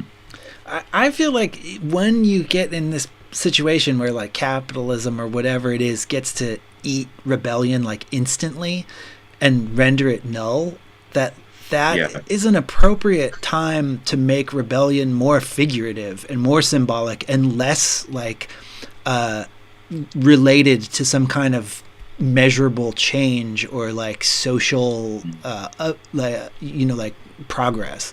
I feel like there's a use to having rebellion that is completely symbolic in like a mental health kind of like whole full spectrum of the human experience way, and to like abandon it because it's not getting some kind of results or acknowledgement is I don't know, to throw away a very human part of ourselves. I think one of the things that this book does really well is kind of convey how little control the rebels have over a rebellion. Yeah. The rebellion is kind of its own beast that you must ride. Yeah. And so I think you kind of just, the rebellion gets to choose how from what direction it comes. Right, but what I'm saying is that there's like a rebellion with a goal, but then there's also like the state of rebellion, like of a person who is like enacting the drama of a refusal or of transgression. And I don't think they need to be tied together. I think if you force them to be tied together and you lose like touch with the symbolic rebellion, then your literal rebellion is going to be handicapped, and that your just regular mind is probably going to be handicapped too. Like, I think there's Yeah. a point to Marilyn Manson, Marilyn Manson isn't going to change anybody's like economic situation or like bring about the end of corruption in any sector of society, but I do think that it's like an important thing to have living symbols of the fact that that exists inside of us. Interesting. Literal rebellions, I think, like tire people out, and that it's important to have the you like, especially right now, you're always gauging its success by some kind of like very external physical marker, and you lose the energy for that without having like cultivating a good aesthetic of rebellion. But at that's some absolutely point, true. a physical rebellion comes, and I don't think that you can stop it because your aesthetics weren't ready. I mean, I'm not talking about stopping it. I'm not at all. I'm saying that it's worthwhile to have images of rebellion without thinking about whether or not they're like effectively contributing or not contributing to some physical event. Well, if we look historically at, quote unquote, like rebellions, I guess whatever that means, historically it's tended to be like generated through like maybe like a political ideology or like some sort of shift in like power within like some kind of nation or government or whatever. And what tended to happen up until a certain point, and maybe still does happen, I'm not sure, is that like it begins with that sort of like idea of change, right, within like a certain small group, and it takes hold in a larger sense, but kind of takes over with like wildfire and has like a destructive force. Just to like look at like a micro example of that, you could look at like the uprising or whatever you want to call it here in Baltimore City, where there's a legitimate grievance in society about police brutality, but that takes on a larger kind of violent force, again, which I think is justified, but becomes a little bit less focused, right, and just becomes a destructive force. And any kind of rebellion, whether you talk about like the French Revolution, right, which is motivated by political sources, but just becomes like kind of unbridled violence at a certain point. Like what you're talking about, Ryan, I think is important, and I think it's something that revolutionaries have striven for since the French Revolution, right? Is educating the populace, right? Is like putting out those symbols and trying to get people to internalize what change means in a way to control the force of rebellion. It's called or propaganda. To focus it, right? Yeah, that's. Right, I mean, I hope no one thinks that's what I'm talking about. I'm not trying to create any kind of physical like result. Right. I think rebellion of its own is a state of being that is like part of what it is to be human, and that there's like intense pressures to conform, and there's like and they're coming from both ends. There's an authoritarian like part of people that love the government that want you to conform, and then there's people that think the only way for us to beat the authoritarians who are or want to be in the government is to conform, like to a different ideal, but that it requires all of us to join in, or else it's not gonna, we can't beat them or whatever. And I guess the thing I'm arguing for is just like remove it from a historical moment entirely. Remove like rebellion, like like Luciferian rebellion is a part of being human that, thrown away, I think ends up endangering the health of people. Yeah. Like I don't know. You think it's being thrown away? I mean, I definitely struggle to find examples of people who are risking their like risking status simply for like like in order, because transgression is necessary of itself. I mean, people, I mean, I guess that I'm thinking of artists. I feel like artists are I think, not reckless and like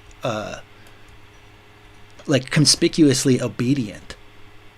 I think it makes sense for That's why I people quit my to job. be reluctant to be reckless right now, though. Yeah, I agree that it makes sense for people to do that, but also I feel like the only one place in society where there's like a chance of carrying that forward is in art. It's the place where there's not like consequences for rebellion, and it can exist as a state of being and not a part of a program.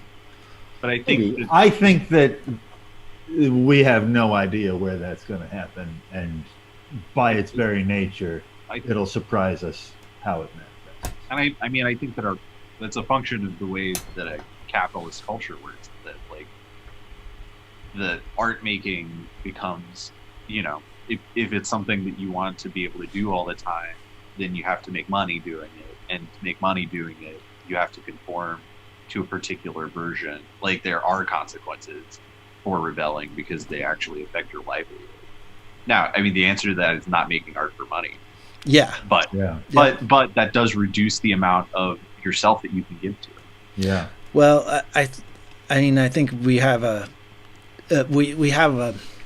need to somehow be able to get out of, like, not only get out of the making it for money, but also I feel like when we don't do it for money, we retain this like mindset of productivity that becomes really paradoxical, and I have no idea how to shake that off, but I think it would be necessary.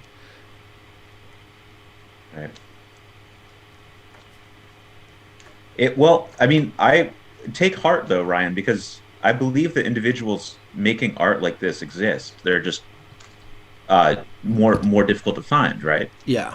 You have to put the effort, and when I say you, I mean all of us have to put in the effort of discovering this for ourselves, and society makes that challenging, but I believe has probably always made that pretty challenging, right? Yeah, it does seem like there's like some kind, and I think this happens with politicians too right now, is that there's like more of a choke point occurring for people of like if you're going to reach a certain level of exposure, you're going to have passed through some tests that weed out people that aren't obedient very effectively. Right. Well, And that kind of goes back to a theme of this conversation, which is you're not going to be that person you're describing and be like exposed, famous, or like known. Well, yeah, not anymore. But I feel like there was slipping through the cracks that occurred, and then the cracks got patched by people who wanted to be more secure in the money they pulled from art. Like there used to. I think in that instance, even historically, even those who slipped through the cracks, it might be that like, yes, they were like what they had like an authentic practice or whatever, and in that sense they were it like, because that's what we're talking about, right? Like people who have an authentic practice like slipping through the cracks. But then I guess I'm talking about people that are willing to risk their status to do something that doesn't benefit them. That's tough. What's an example? What's like the most recent example you can like? Who's an example of that you're talking about that it used to happen, it doesn't happen anymore? Old dirty bastard. I don't know if I would call Old Dirty Bastards risk-taking like necessarily an artistic statement. I think it should be. I think that like I don't know. I think that there's I don't think that mental illness should be. In particular, was guided really directly by one person. Like that, the trajectory of Wu-Tang Clan was not it was not a product of wild experimentation.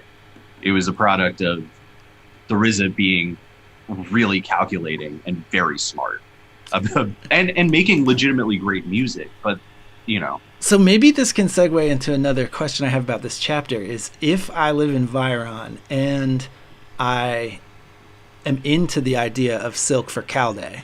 Am I a monarchist? Isn't silk for Calde a theocratic thing? Yeah, but it comes down to this, like, it's a monarchy by religious tradition instead of heredity, but it's still a monarchy. No, it's not.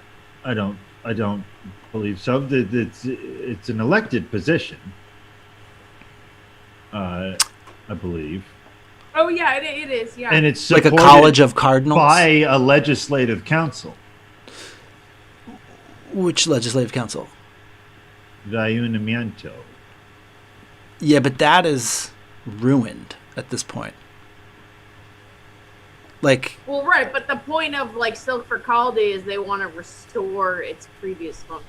yeah, They want to restore. Or the charter. which I think is it's like that's technically a reactionary attitude. Which like the equivalent of it. They are reactionaries, but I don't think that they are monarchists. Okay, I mean they're definitely not. They want to return Democrats. to the charter. They're not for a republic or democracy, because even if the Calde, the Calde is like a college of cardinals thing, right? No, the church has nothing to do with the state necessarily. But Calde is a religious title. No, it's not. No, it's a political title. Yeah. Okay, so it's not directly linked to his being Okay. in the clergy. No, the last Calde was not a priest or whatever. I think part of what's controversial about suggesting Silk to do this is that he is a clergyman, and that is not how it normally goes. Okay. Right. I guess you could kind of interpret this as like Calde, or as the Silk kind of riding the wave of like pro-theocratic sentiment. Like there's sort of a populism that's based on his perceived spiritual nature, right? That is kind of like then kind of bleeding into the political realm. Like it would be like if we elected a priest to like city council, not because he was like politically active and super engaged, but because we felt like he had some kind of deep and true connection to Because God. he actually manifested a miracle.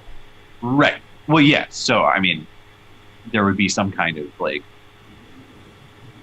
indication of that, but I think there is also an element of 20 years ago, we had a government that we could at least pretend functioned.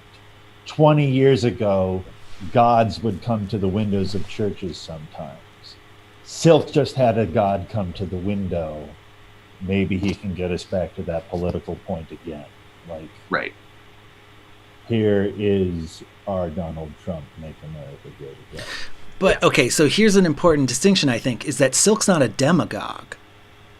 Correct. Silk is not paying attention to all this. But he has this kind of populist support underneath him, even if he is not necessarily buying into that.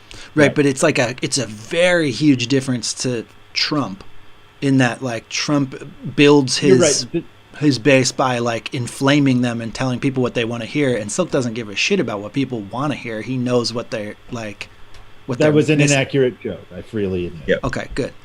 Well, because I don't know, it's it's in the air, this whole thing of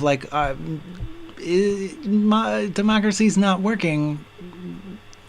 Are we done coming up with forms of government here, or can we learn things that were maybe working about other forms and try to adapt to something new?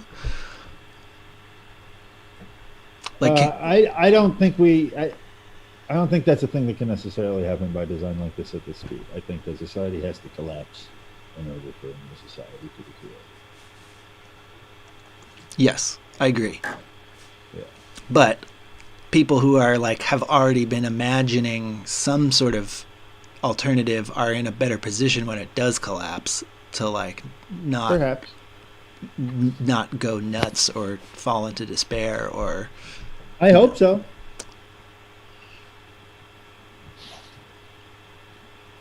Would be nice.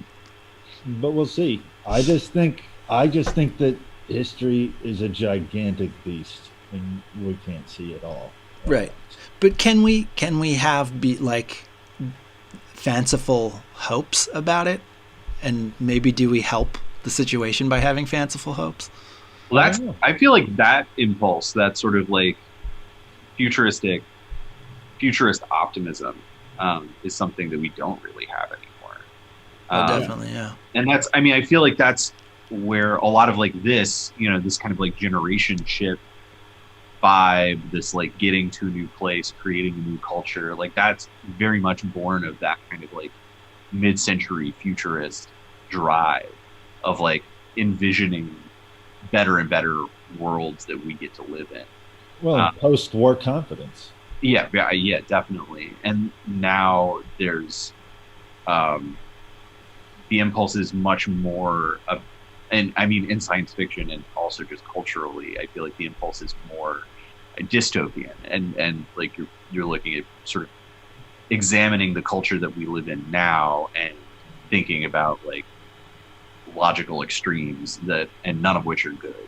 I guess cyberpunk kind of brought cynicism in to sort of like futurist models. And I think we're still kind of living in that. And I mean, I really enjoy some of that fiction for sure, but I think we don't see as much of that, like what could be. I guess Star Trek. Yeah. Like Star Trek is sort of like the only. Like, maybe part of the problem is because we've been kind of trained to think about the future in terms of tech, and that maybe that is a humongous stumbling block to picturing a better future. Is that we we know that's not going to be better. But that's the only way we've been kind of taught to go into the future is to like increase the amount of tech, increase the amount of automation and stuff, and we haven't really been helped to get around that. Yeah, absolutely. I mean, I think it's pretty hard to break out of that mindset. I feel like the bulk of human culture has been driven by a series of, at least the way that we tend to understand it, tends to be driven by a series of technological advances. Well, that's our way of organizing the data. That's not really like a fact that you see. Like, right. That's the story that we have. Yeah, that is the story that we teach at school for sure. But most of human history did not have technology. Right. Yeah. Yeah. I mean, we have a very short view of human history, and the view that we do have is driven by technological advance. That's really interesting, Mark. I mean, the reason why we probably have that narrative is that in post-war United States, there was an explosion of technology that sort of improved the material, comfortable lives of middle-class white Americans, right? You see this explosion of like washing machines, and everyone has a refrigerator, and blah, blah, blah. I don't know. Like all this stuff that comes out that improves your lives. And, like you have your own iron and a car you drive around with everywhere. And then all of a sudden, like everyone, middle-class Americans have these kinds of things in their lives. And then the narrative becomes a narrative of like how technology throughout the centuries, has improved and moved society forward. And so when you look back to like, I don't know, like media, like you look the World Fair or the cartoon, the Jetsons, like you see this like utopian sort of like view of technology, right? That is expressed through Star Trek, which has a lineage that extends until today, even though Picard is a much more cynical TV show. But anyway, I think you do see like burnout in like in the general consensus of mass consciousness, between like 70s, 80s, 90s, whenever, up until contemporary and you see people starting to generally have more skeptical attitudes towards the development of technology. And that's why now, we're starting to see more dystopian views, obviously, are like, and now I feel like people are having sort of dystopian burnout. I know I am in a way, right? Like if someone's like, oh, hey, you got to check out this new dystopian novel. It's like, really? Like everything's fucking dystopian. Like we're probably gonna have to see some change there, you know. But You know, interestingly, I think I've been reading I 1Q84, the yeah, Murakami novel, yeah, which is, I mean, you know, set in 1984. It has this kind of like science fictional, like multiple timeline or like sort of alternate timeline idea, but like so much of the change in that world that's happening is due to these like sort of bizarre and ancient supernatural things that are happening in the world. Like that the change isn't, it's not a dystopia necessarily. It's like a just real different because of this influence of like a very real kind of supernatural thing that is happening in the world. That's a very different way of seeing you know, sort of a speculative reality that I'm a little bit surprised that we don't see more stuff, that we're not seeing more stuff that's more in that vein as a response to the kind of oversaturation of technological dystopia. that's interesting. The Watchmen television show on HBO plays with similar ideas. Honestly, Alan, like, I mean, I get the Watchmen TV show isn't really an Alan Moore thing, but like that is kind of, there aren't many writers who are kind of digging into that, but Alan Moore, I feel like, is one of them. Have any of us read Jerusalem? No, I haven't dug into it. I actually should read it though. It's so long. I just reread Watchmen and I'm rewatching the show now. I feel like now, if I can get I'm nearly through 1Q84. I feel like I could probably tackle another, you know, 1,000-pager. I would love to know if it rules. Maybe I'll do Jerusalem. I've been wanting to read it for a while. But I mean, my point being that like, I feel like even in a show that's not technically an Alan Moore production or anything, there's a thread of that. Yeah. And Watchmen, like the comic, definitely has that of like there's this kind of, but it's like I guess it's sort of this fight between this, like it's all technologically motivated. Like Dr. Manhattan comes from technology, or like the Squid Monster like is a kind of a technological thing, but they kind of amount to a like supernatural force in a lot of ways. So that's interesting. Mm-hmm. This is sort of a reverse Wolf, where supernatural spiritual forms kind of have these shadows in they cast a shadow of technology. Can I posit a radical tangent for a second? Please. All right. What if the problem's not technology at all? What if our dystopia is not a technological dystopia? Yeah. Rather, the technology is a byproduct of and medium for celebrity, and we are in a celebrity dystopia. I feel like we're kind of in an informational dystopia. You know, like technology is like a prime conveyance for it. I feel like celebrity is a kind of like informational reality that we deal with, and it's all about like narrative. And we don't recognize that it is as a dystopia because we've kind of been trained to see dystopias as this like super technological thing that like when you're in the sprawl or whatever, you know it. And we're in that we're in the sprawl, but we're not, like, we don't think of it that way because it's not physical. I'm just kind of thinking about that in relation to this book and what's happening to Silk. In that, I think that at the time of its writing, this narrative was less threatening and more hopeful because celebrity had not been as weaponized as it is now and had not quite tainted politics and the governance of our world as it has now. Like I just think about what's happening in this book and what I thought about it when I first read it in 2008 versus watching fucking season 2 of The Boys, and like how that is like there's a character in that is just about how AOC has a cult of celebrity surrounding her, so it doesn't matter if she's doing good things, she is a ticking time bomb anyhow, and things like that, and how like looking at what's happening to Silk through that lens, like it's a terrifying thing, and it makes me think about where he ends up in a different way, just because of the context of what's happening now and celebrity as a weapon. Power corrupts. Yeah, I liked and it. it doesn't necessarily even corrupt for you. Like just because your power is the power that's corrupting, that corruption isn't going in your favor. Like, yeah, every wheel is a cog in a larger. Oh, you all right Hi, over there? Jen. She's taking Yeah, it out on I the just- technology. I just dropped a bunch of shit, broke some stuff. Just fell backwards through a no. glass What table. broke? Everything's fine.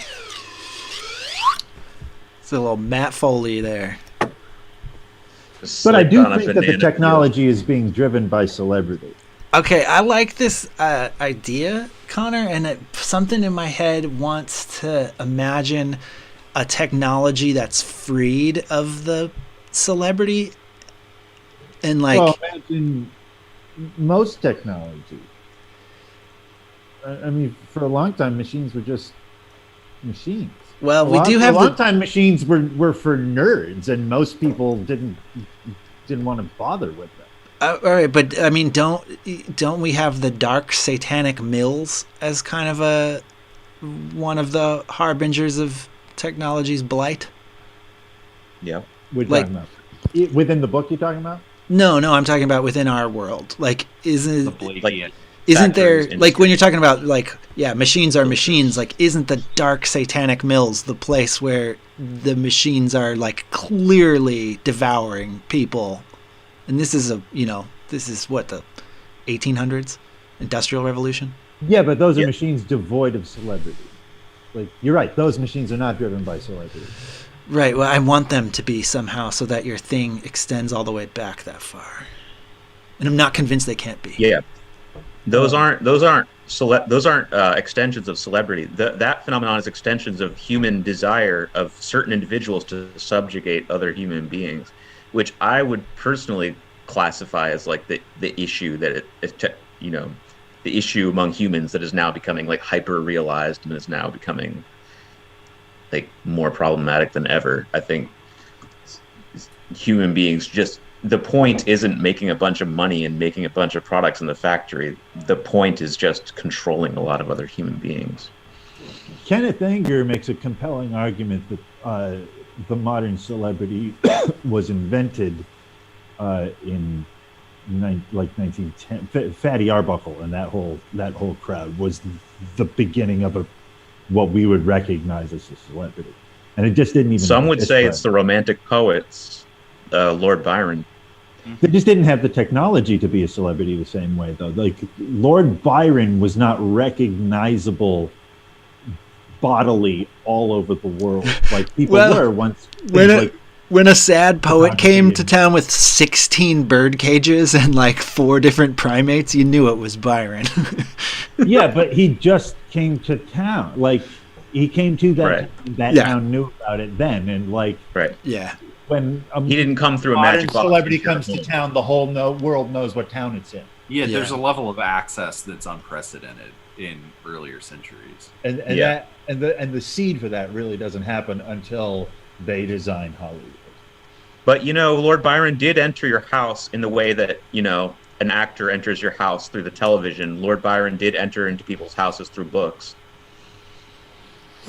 But I mean, there was a sort of celebrity that existed, Yeah, but it and wasn't the same kind of thing, and it wasn't as Right. tied to this technology. These were the celebrities that were tied to a technology. and literary celebrity in a time where literacy is not universal is For sure. very, like, that's still a limitation.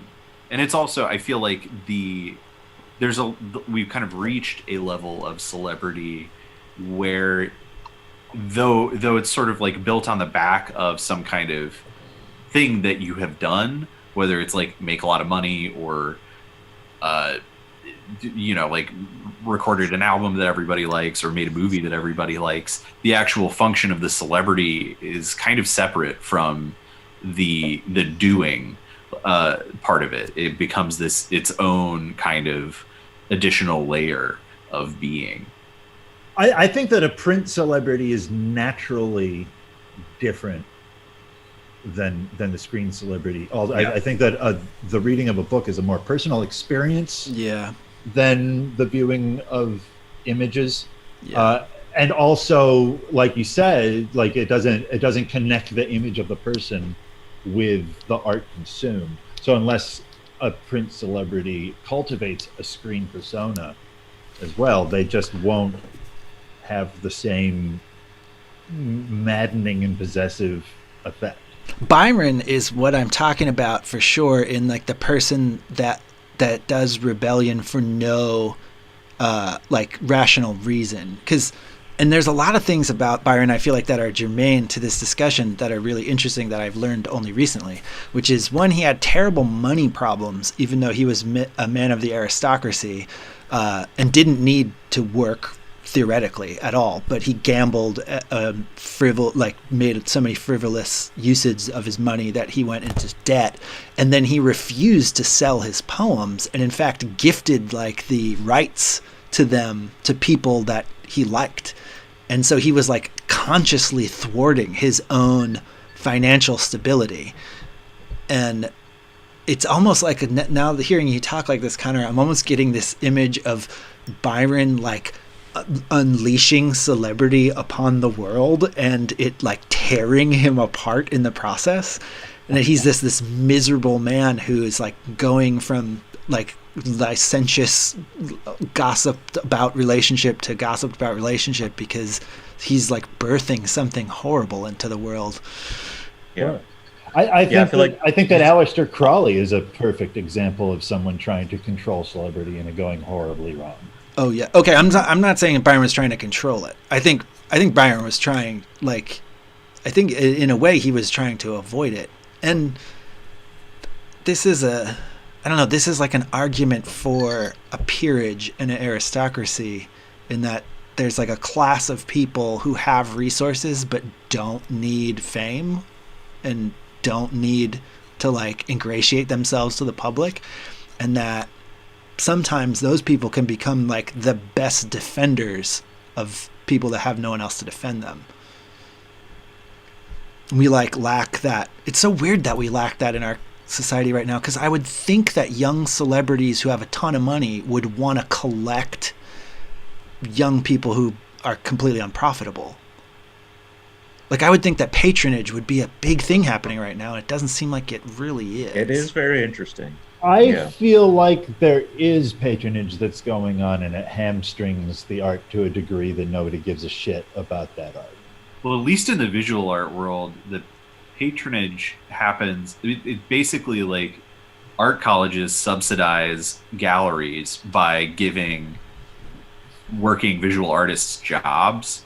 So then the galleries are sort of like a middleman between collectors who are mainly looking for tax shelters to purchase visual art.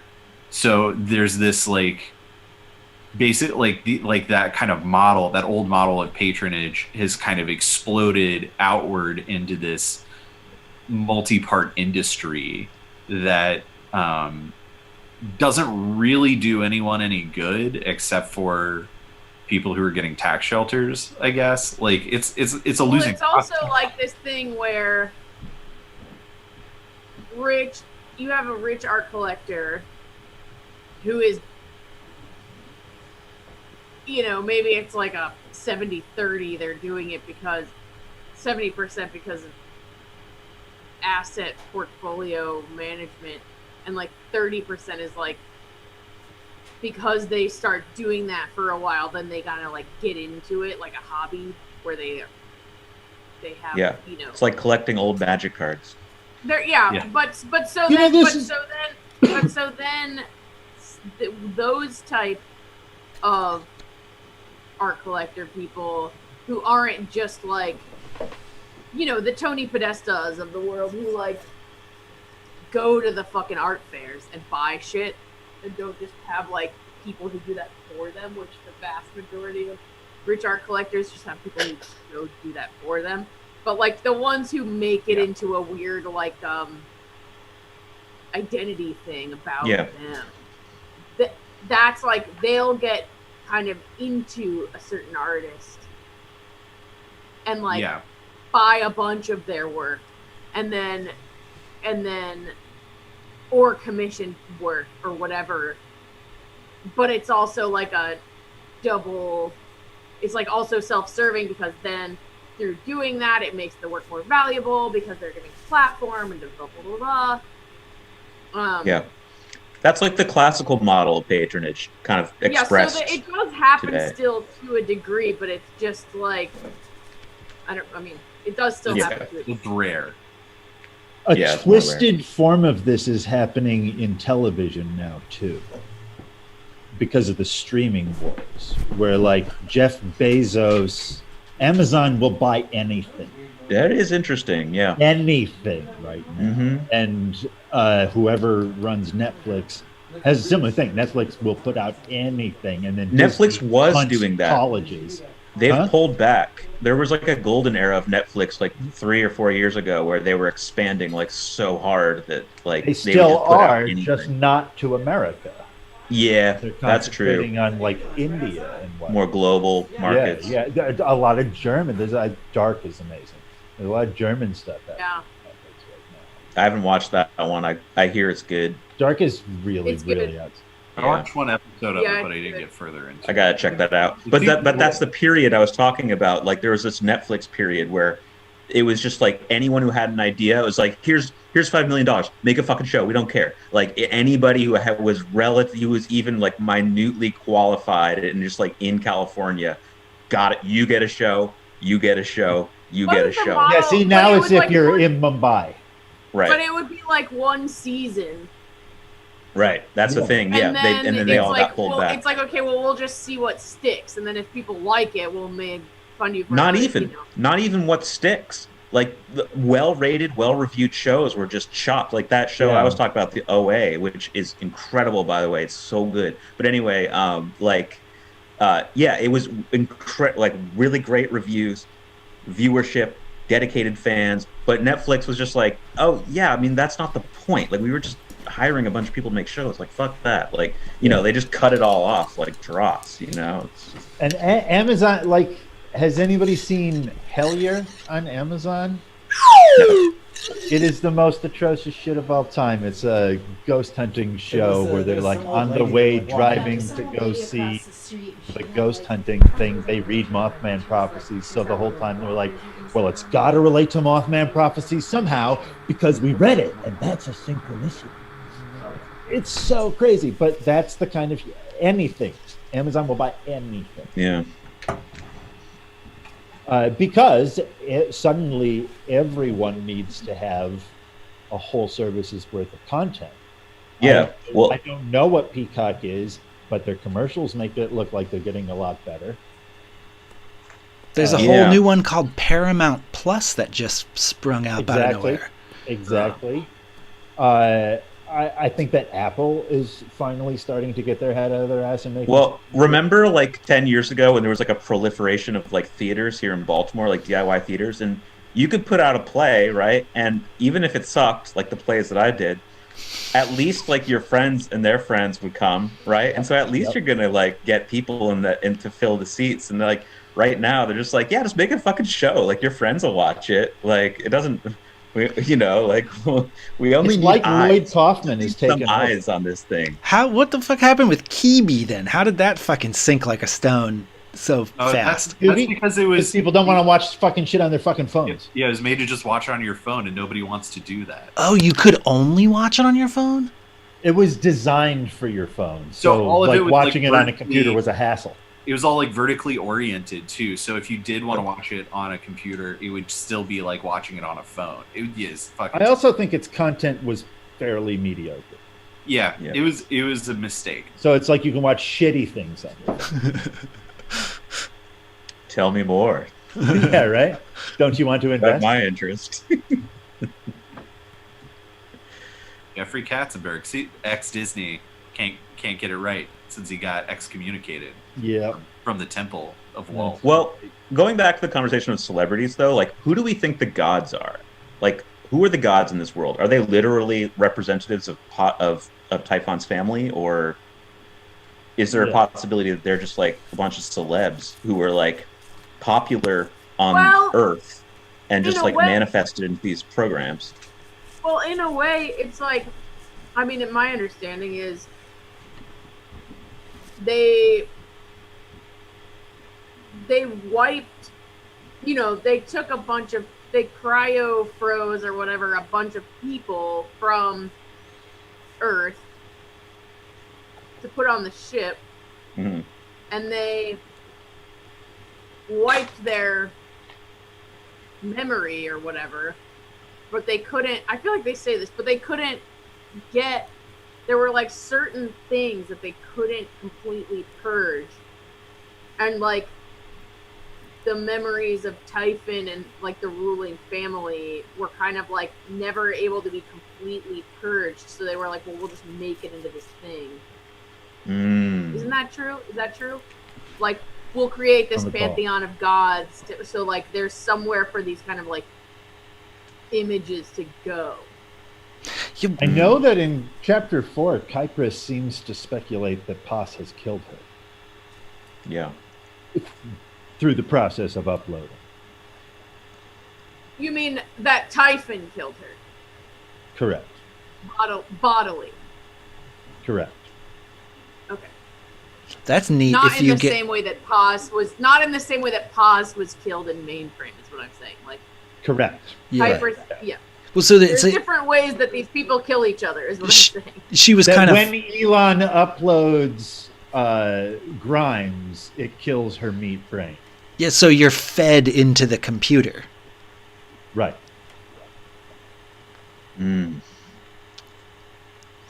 But I guess that can't possibly be true because we know that Typhon survives. Yeah. It's not necessarily true that is necessitated. But that doesn't mean that he didn't do it. Yeah, he probably there could have been experiments. Hey, what was that, Jordan? nothing. Is there anything in the chat? Not since Sanic said that Crane is short. Okay. Is there a law? I think that there's a natural law of pantheons, that pantheons don't work unless they cover enough ground, and that like Typhon's pantheon here is successful because everybody's different and everybody covers a different base, and that like the Wu-Tang Clan is successful because every rapper kind of like fills out a different niche, and that like like that, whereas Ludacris or even Eminem's crew can't even get anywhere close to Wu-Tang because their dudes aren't differentiated and they don't have talent. Well, yeah, but I mean, Ludacris is a talented guy. Yeah, Ludacris is talented, but his friends I feel like are just too interchangeable for like what do they call, disturbing the peace clique to ever take off, or to like have, you know, for people to have a religious experience.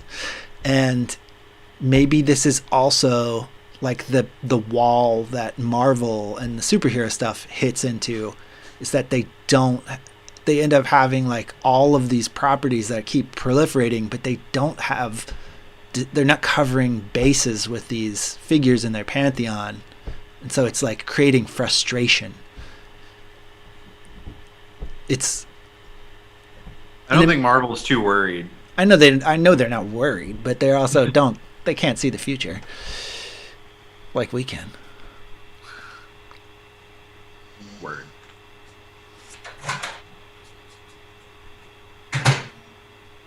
Yeah, I don't know. I think that Marvel is only one thing. I think you're I think you're looking too low there. Disney is owns a lot more than Marvel. Marvel is not a hand; it's just one card. Yeah, like Marvel's a part of the pantheon, and then Yeah, like Star Wars is another part of the pantheon. Okay, all right. and Alien and Oh. Jupiter, and, I mean, they own so much. Okay. And all of these form together the pantheon. Right. I think Like- they're still got the same They problem. own National Geographic.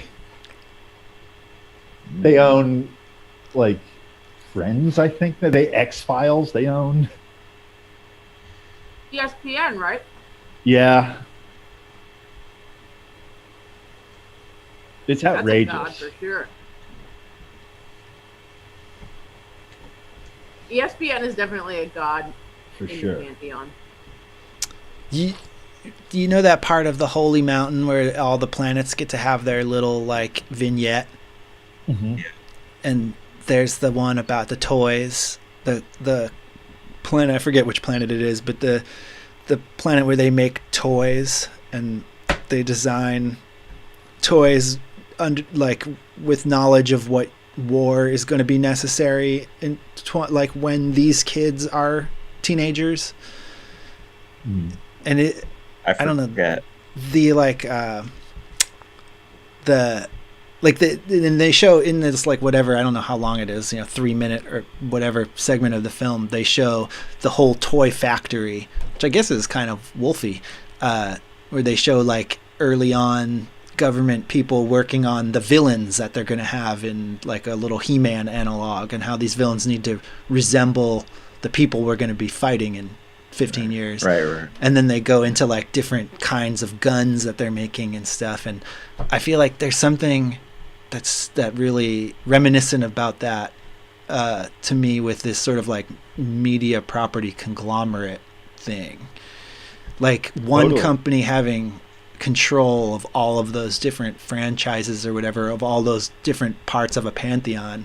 Seems like it's inevitably going to have to like move in to the business of predicting 20 years from now what's necessary and developing synergies outside of the entertainment business. I mean, wasn't that Walt Disney's stated goal? Go on. I don't know. Societal Epcot. program. He wanted to design society. Like that's why he invented the full-length animated feature, was to be able to grab us by our childhood and direct us where he felt like we all had to go. Which was an image of the past, an idealized image of the past, right? I mean, In he many was ways, the I mean, I future. think that Walt Disney believes in a kind of time crystalline idea that the best parts of yesterday are the seeds for a happy tomorrow kind of thing. Huh. It's not a terrible idea. No, it's just terribly implemented. This is the problem with utopias. They are inevitably totalitarian, like if once you achieve perfection, if you step out of line, then you're ruining perfection. So they're just horrific utopias are. There's that episode of that's Next part of why, Generation. no matter how suffused we are with dystopia right now, because we recognize that a change has to happen, dystopias will continue. Because we're not pleased with where we're headed. It's only a confident society, and I gotta say a kind of dangerous society, that idealizes a utopia.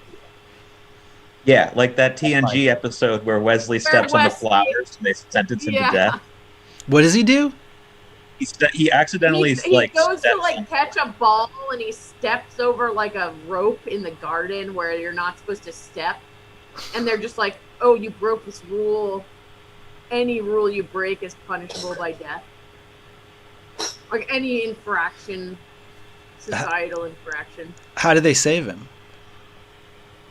Picard had to argue his way out or something. No way, hard reboot, turn it off and turn it back on.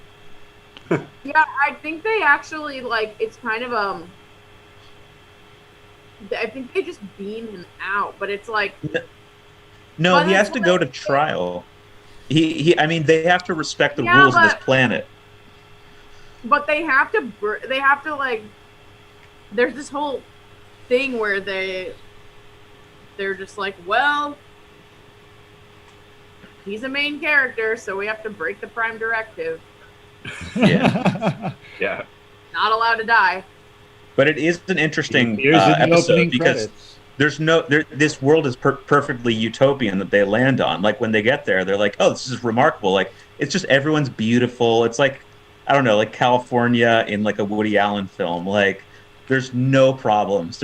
Everything works fine. It's a technological, absolutely utopian, people just lounge around, have sex, listen to music all day. It's great. And then the second Wesley accidentally steps on a flower, they literally sentence him to death because like it's out of, like he stepped out of line. Like we just kill him. There's not even a question about it. There's no malice in it. They're just like, yeah, you die. Sorry, Kill kid. you. And They're it's like, and it's just very hard Yeah. in the world that we live in right now to conceive of a utopia that doesn't go in that direction. Like, just try to do it. That was the art. Yeah. Yeah. Of course, Well- TNG might have also been making a bad argument about the death penalty, that the death penalty may be effective in controlling human behavior, which it is not. Mm-hmm. Mm-hmm. That's a side point. Gene. A different, less smart Gene. Siskel? Oh, The Roddenberry. Rod, I call him. I was blanking on his last name. It's Roddenberry. It's funny. I Rod never and thought about Berry. how ridiculously phallic Rod and Berry is. Rod and Yeah, it's Berry. The Rod and Berry. It's like gross. He wanted to go to the future where they could give him it's pretty another apt. berry. It's pretty apt if you think about it. Yeah. Yep. The Rod and Berry is like a male A strip world that club includes in like somewhere in like Scotland or something.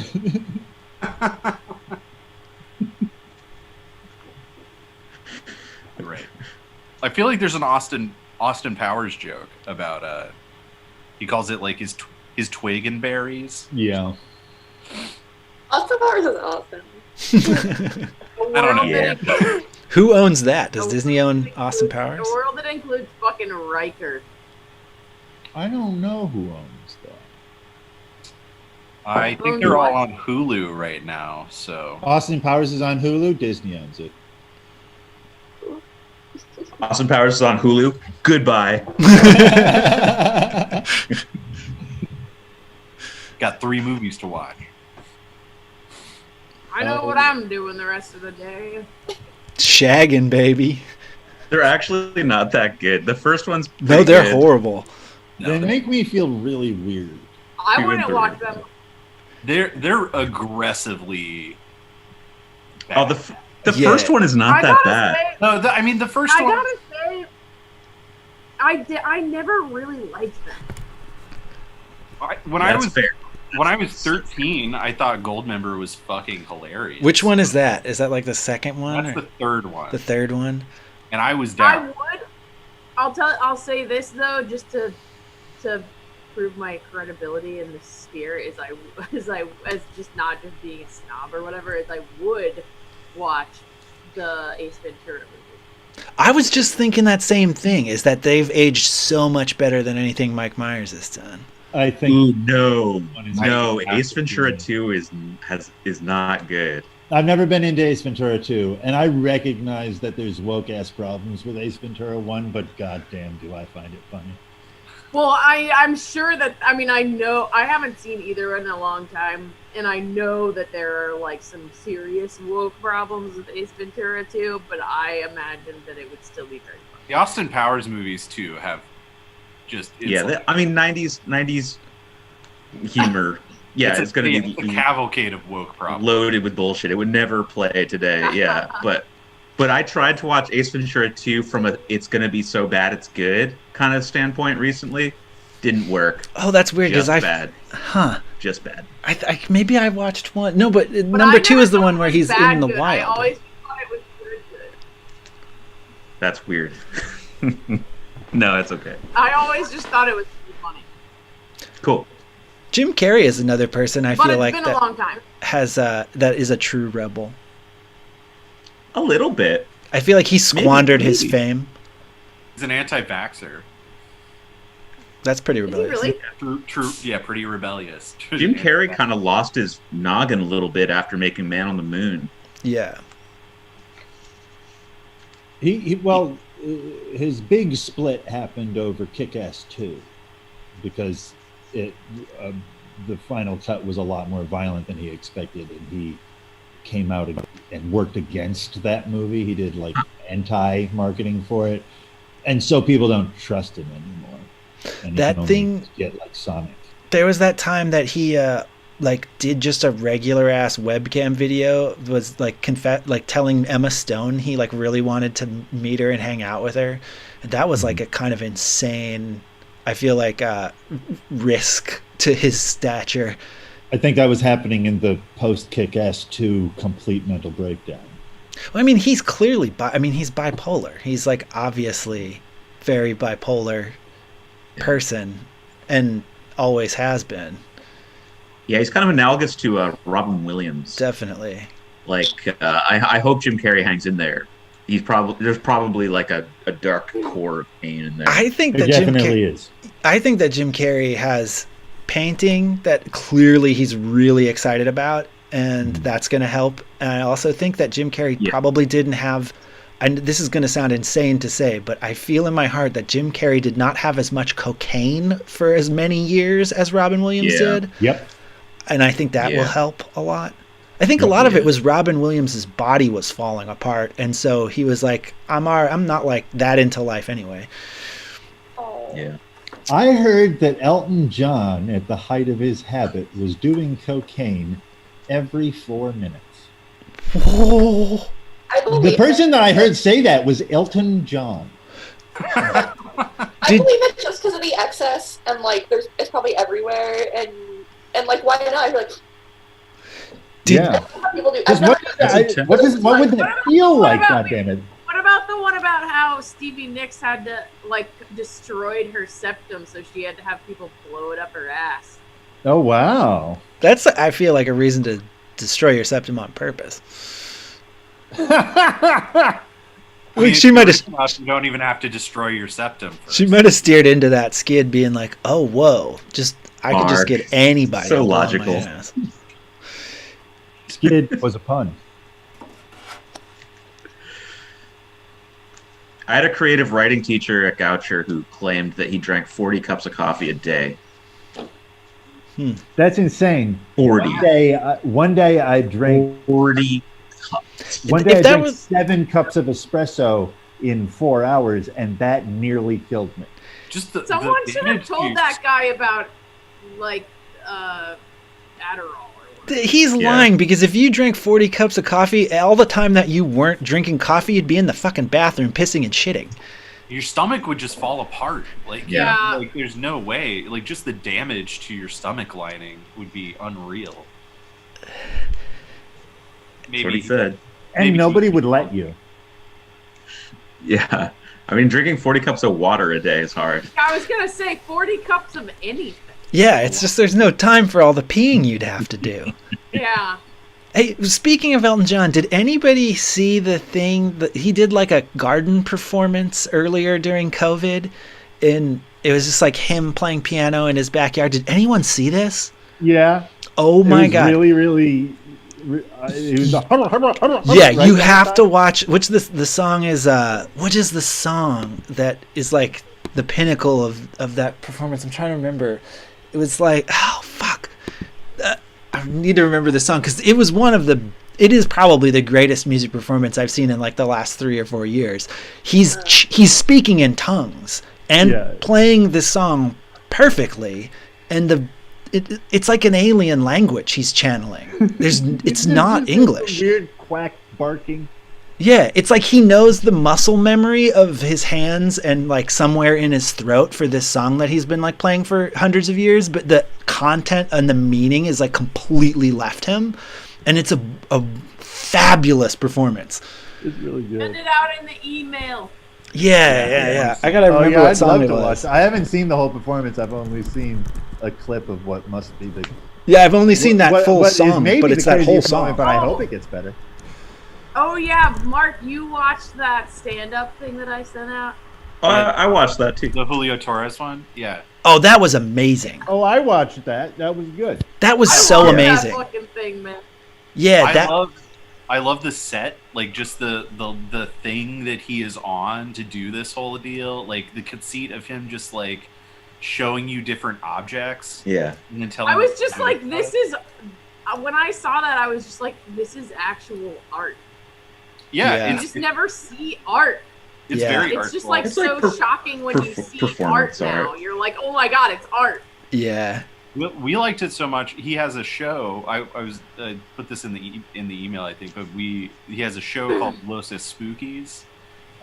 That's like a narrative thing. Oh yeah, I've never watched that. It's good. Like a lot of it's in Spanish, and it's filmed in a really cool. Like it just looks great, and like all the music is like Central American like goth electronica, and it's like good and fun, and it's very funny, and he plays a hysterical character in it. So you can imagine like we're watching it. It's so funny. I'm laughing. At the end, Kenny's just like stone faced the whole time. I but thought watching about it, that. I didn't think that was funny, and he was just like, "No, it's so funny. It's like exactly my brain." yeah, Madison kind of had a similar experience with it. I figured I mean, she was laughing. I'd say I didn't laugh out loud too many times throughout it. I've seen Madison do that, I think. I've seen her do that thing where she like takes an object and starts telling you it's like the story of its life and who its friends are and stuff. Yeah, I've definitely seen her do that. Yeah, so it was very good. It's so weird to see something like that and know that like that guy writes for SNL. Yeah, how does that work? Well, that's the thing with SNL is that they have all of these tremendously talented people writing for them, and just it's still because they're writing it all like in 1 week. Yeah, and it has to be topical or whatever. It's just not good. But then you see their stand-up, and it's like, oh wow! Like when you care about something, it's fantastic. Yeah, like Leslie Jones is a stand-up of great skill that I never would have guessed was, like a tremendously talented person. Like Mulaney Leslie Jones is has really good stand-up, and he wrote for like one of the worst periods of SNL. And well, SNL you can feel the hand of the producers really hard. Ugh. Like. That show is not just a bunch of comedians sitting around the table coming up with funny shit. Like, there's a lot of thought. It's like Lorne Michaels' Pets, huh? I feel like there's a lot of information control in SNL. I feel like there's a lot of political machinations in SNL, in my opinion. Yeah, oh my god, are you kidding it's incredibly me? It's just like a wing of the DNC. That's basically what I think. That. No, it is. It didn't used to be, but... What did you say, Connor? I don't know how you could think that. They clearly have a fair and balanced. Yeah. They're not afraid of poking a little bit of fun at the liberals. At its best, it's when it manages just to sneak in absurdity. Yeah, like David Pumpkins. Like at the best is when it's apolitical absurdity. And it manages to hit the right note. SNL can be okay. Yeah, like how can they ignore all of the sketch comedy that's been made over the past 30 years, which has been like, has been like absurd, brilliant thing to absurd, brilliant thing of like the state, and I mean even Key and Peele weren't topical in anywhere near the way that Saturday Night Live is. Like.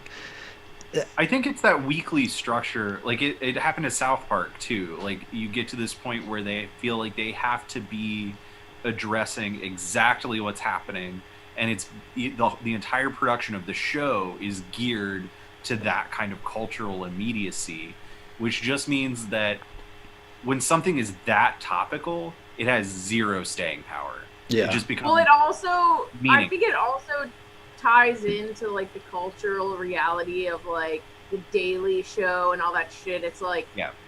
Like there's this thing where you're like,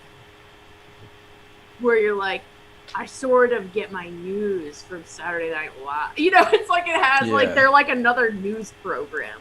Yeah, It's like all the late night stuff, I think Yeah. it becomes very easy for that to be a substitute, to the point where like Seth Meyers or whatever now has like a 20-minute segment of every show where he's not like talking to a celebrity or whatever. He's just talking about things that happen in politics and doing Donald Trump impressions. I don't know. He's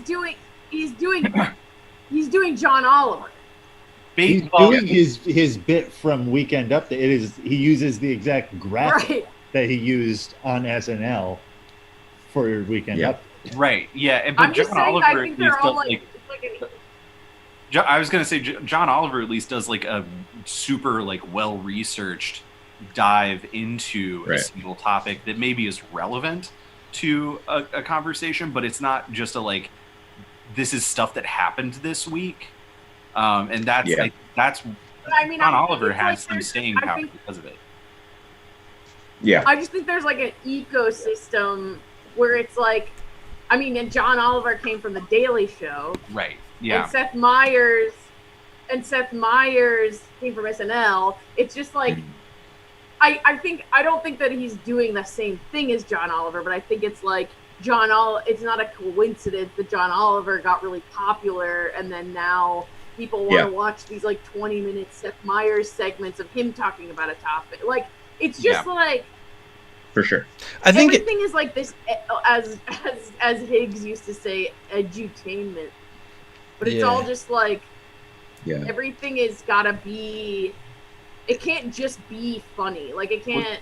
It's all designed to make you super angry. But you know what else is part of this? You know another show that's indistinguishable in the from case all of of this? Saturday Night Live. In the case of Saturday Night Live, like, the way I think that it's different from like Seth Meyers or The Daily Show or whatever, it's not that they want you to be angry, it's that they want you to feel like this is why it's like an extension of the DNC specifically. It's like they want you to feel like you're fucking right about everything. Like, you know what's going on and you're right about it, and this is all a big inside Democrat joke. Like, inside joke. And I don't. But the other show that is exactly like that, indistinguishable as if it's written by the same comedians, is the Rachel Maddow show. Oh. Yes, exactly. Well, it's like an ecosystem. It's all an Get this outta ecosystem. here. I mean, I would definitely include that as well. Yeah, that is also it is definitely, just like, a vehicle edgy. for quips. And that's like ostensibly That is though like definitely a also news. entertainment. This is a straight news program, right? It's like the flagship show of MSNBC. The news opinion show. It is the same as the Tucker Carlson show. It's the same show. Right. Like, Oh yeah. they're the I mean, same that's the fucking model. show. That's the They're model. the same fucking person. Yeah. Like, they're the same person. It's fucking incredible. It blows my mind that anyone can't tell that. Like, that anyone thinks Rachel Maddow and Tucker Carlson are like opposites is insane and like playing for the Trevor Noah's show too. The last time I watched it was probably several years ago, but it was pretty insufferable, if you ask me. Oh, it's But awesome. Trevor That's Noah's the Daily stand-up Show. is awesome. Oh, it's When you stand-up. watch his in between, I don't watch The Daily Show. I watch Trevor Noah. I mean, it doesn't happen anymore. But in between scenes, when he's just talking to the audience, it's great. And I like in interviews when somebody's like, "And we're going to help the hungry people in America like this," and Trevor Noah says, "I grew up in South Africa," and the person just like, "Oh, all of my points have no weight." That's funny to me. Good stand-up, bad Daily Show. Yeah, really bad Daily Show. Yeah, but that's, I mean, it's kind of wild how that, I mean, The Daily Show is created as a sort of parody of those news shows, and then it just ate its own tail.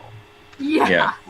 I have no idea how it's going to work, how all that kind of whatever industrial complex is going to work now that the DNC got their guy in, and they're going to have to, like, I haven't watched it. I don't watch any of that shit, but like in the last 2 months, I don't know what they're even doing. I feel like they They're talking must have about a Donald huge Trump. yeah. They have Donald Trump is in court every day, dude. they have a huge They got a crisis lot where they of- like started the new season, I think, before they really scripted very much of it, and we don't have a heel, and there's like no reason for things to not be working, but they're not working at all.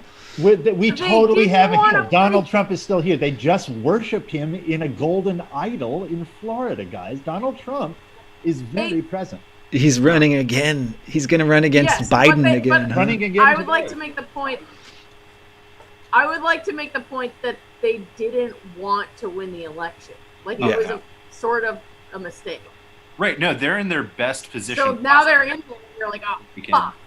Yeah. God damn it, we won this fucking thing. Being the underdog was all they had. Like that was everything that That's they. their entire brand. Yeah, exactly. I can't Yeah, believe that Their they entire didn't. brand. And now, well, the other thing they can do is like shit. The other thing they can always fall back on is shit talking McConnell. You know, Yeah, God. Yeah, there's always Mitch. they like to do that too. It's really funny how there was this intense narrative of like, we can't lose control of the House, we got to get control of the Senate, we're gonna have, like, we can't let the president be the guy, and it makes clearly no fucking difference at all who's in charge of any of that shit. Yeah. It's like they should have had No. some kind of backup plan in case they won everything. They should have had some backup plan to like explain why there would be no movement at all towards less suffering. I mean, I feel like that was playing from the very beginning. Like if you're floating Biden as your candidate, the clear message is nothing will be different. Yeah, Biden said He did exactly literally those say words. Nothing will fundamentally change. He said that. Yeah, Yeah. he did. Well, the argument for like the argument that all of those middle of the road Democrats were always making as their pitch for being president was like, if you elect me, you won't have to think about who the president is ever again. Like, Right. Yeah. We'll go Right. back It's to not- normal. Forget that I Terrible exist. thing to say to people. We should Yeah. always be thinking about who the president. I'm just They're holding us hostage in this what they're- funny way. That was like a pitch. Well, now the cultural narrative is like, oh, Joe Biden bombed someone. Like, oh, isn't it so nice that he didn't like tweet a bunch about this first? Yeah. Right. That It's stuff like- is awesome. That stuff is so beyond parody. Like the people that are trying to like make a go of Biden being better than Trump, those people are just so bending over funny. backwards to The- try to be like, well, this is different because I don't feel bad about it, and I felt bad about it before. The blue check marks. Yeah, fucking blue check marks. The blue check mark soldiers of the Republic. They're out there.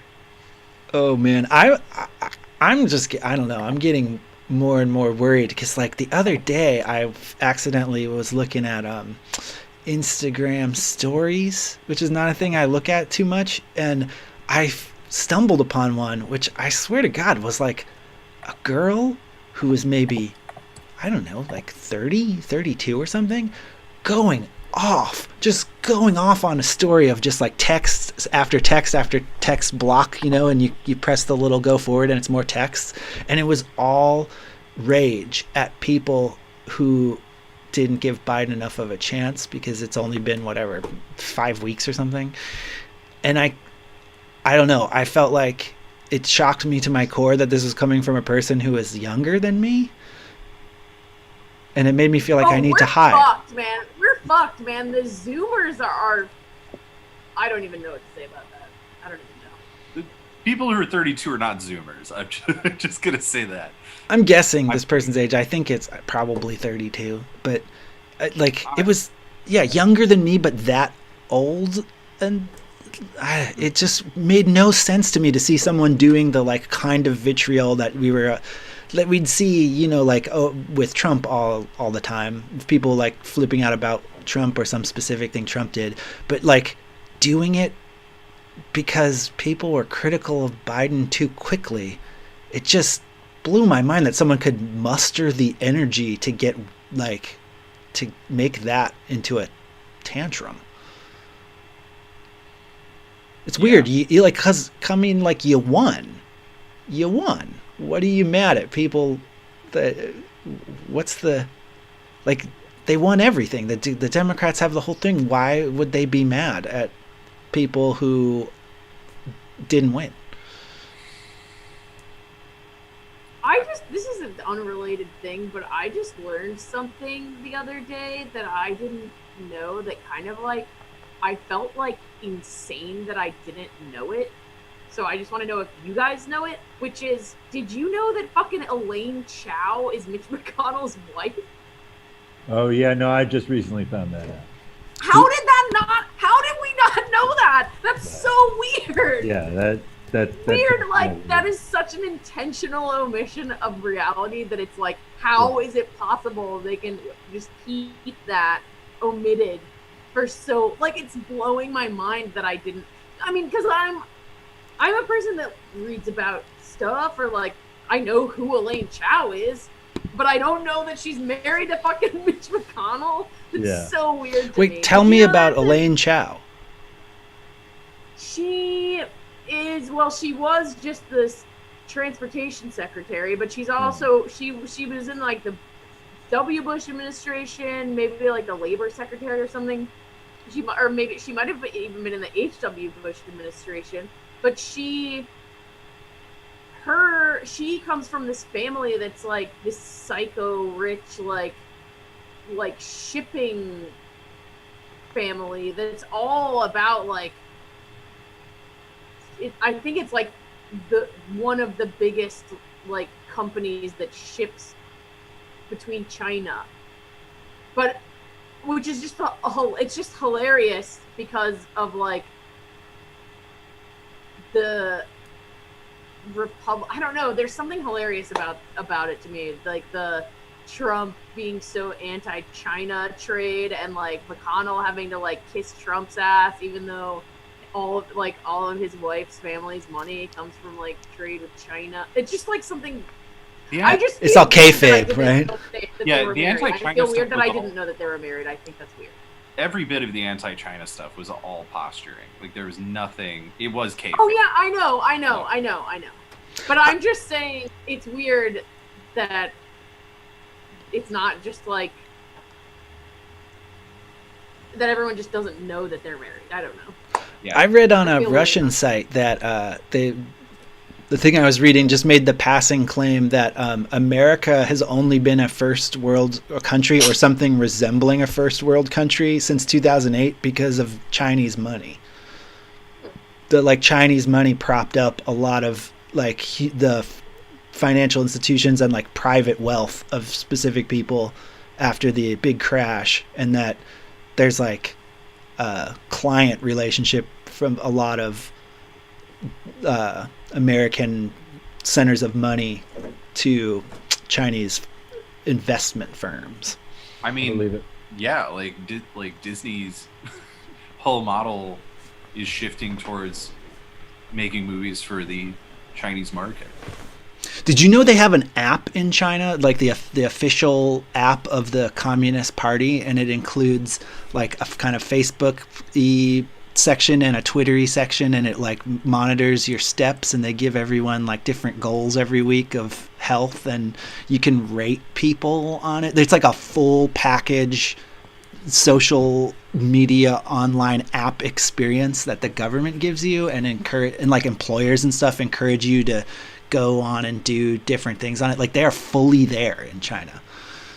Yeah, we're gonna get there soon. Yeah, it's like that Black Mirror episode where you get rated like Uber. Yeah. Like, they really actually have that now. Yeah. And this isn't a propaganda thing. This is, you could, like, the app has a funny name and you can look it up online. It's a common element of public life there now. Yeah, I mean, China basically has their own internet, so it's pretty tightly controlled. It's the. Do you think there'll be industrial capitalism dream state? So, go back 15 years ago, veganism. Then, do we how close are we to that point of veganism happening for the internet? I don't understand. Like people I just don't understand the not question. using the internet anymore. Yeah, so 15 years ago, yeah, you'd have people that are like, I'm vegan, and I feel like I'm roughly guessing 15 years ago is a place where it's kind of still like weird and really inconvenient, and people are like, how do you even pull that off? But then we moved to today where vegans, and it's not, like it doesn't blow your mind or boggle your mind or anything. Like, we're gonna get that for the internet, right? I mean, I think there's a certain level of people who are just like, yeah, I'm not on social media. Some of whom are vegan also that I know personally. But I don't know. I feel like it's becoming a less... I guess I don't know how contentious that ever was necessarily. I think that probably a few years ago there was maybe a critical mass of like, you just have to be on Facebook. Like, you just don't like... This is the thing that you have to do. But I feel like that's kind of changed a little bit in recent years. Maybe just because I'm not on Facebook anymore. I don't know. This will also all become a very different thing when we have viably unobtrusive ARG. There'll be another huge, big rush of that. What are you talking about? In your eye, you see the... Or however it happens. Data. Wearable, a comfortable... unobtrusive wearable, some way that's going to happen, and that's going to be a big thing. Smart goggles. Yeah, maybe they can just show you ads all the time. Plug into your brain. Why not? I mean, Elon Musk is already well on the way on that one. Neural net or whatever. Yeah, neural net. I want there to be like an upstart wannabe Elon Musk that just is like, yeah, I'm going to the moon, and I'll get there before you guys get to Mars. Well, there is a guy... You could, like, dog paddle to the moon at this point. There is a guy that's like, all these other guys are going to the moon, to the Mars. I'm going to build the first giant hotel in space. They'll all stop off at my hotel in space. Al Swearingen of space. Exactly. Space elevator. I feel like somebody's going to make a space elevator. That's a government program, so it's going to take a very long time. And you have to work with Ecuador. Why? Because that is where it's geodynamically feasible. So, okay, so if there's an elevator to space, is there a shaft? Nanotubes. Yeah, carbon nanotubes. When the planet rotates, is it like a big stick that's like sticking out of the planet? Yeah, it'd be it would have an endpoint in geosynchronous orbit, and there'd be like a ribbon of carbon nanotubes that then has like an apparatus that can kind of like crawl up and down it. So would the planet be like a caramel apple with a stick in it, like spinning around? Kind of. That sounds like playing with fire. It's the system that they have in Battle Angel Alita. Is there? I don't remember that. Yeah. All the fancy people live in this floating city, and they throw the garbage down to where Battle Angel. How do you say it? Zalem? Yeah. I'm so distracted by the CG in that movie that I don't remember any of the plot points.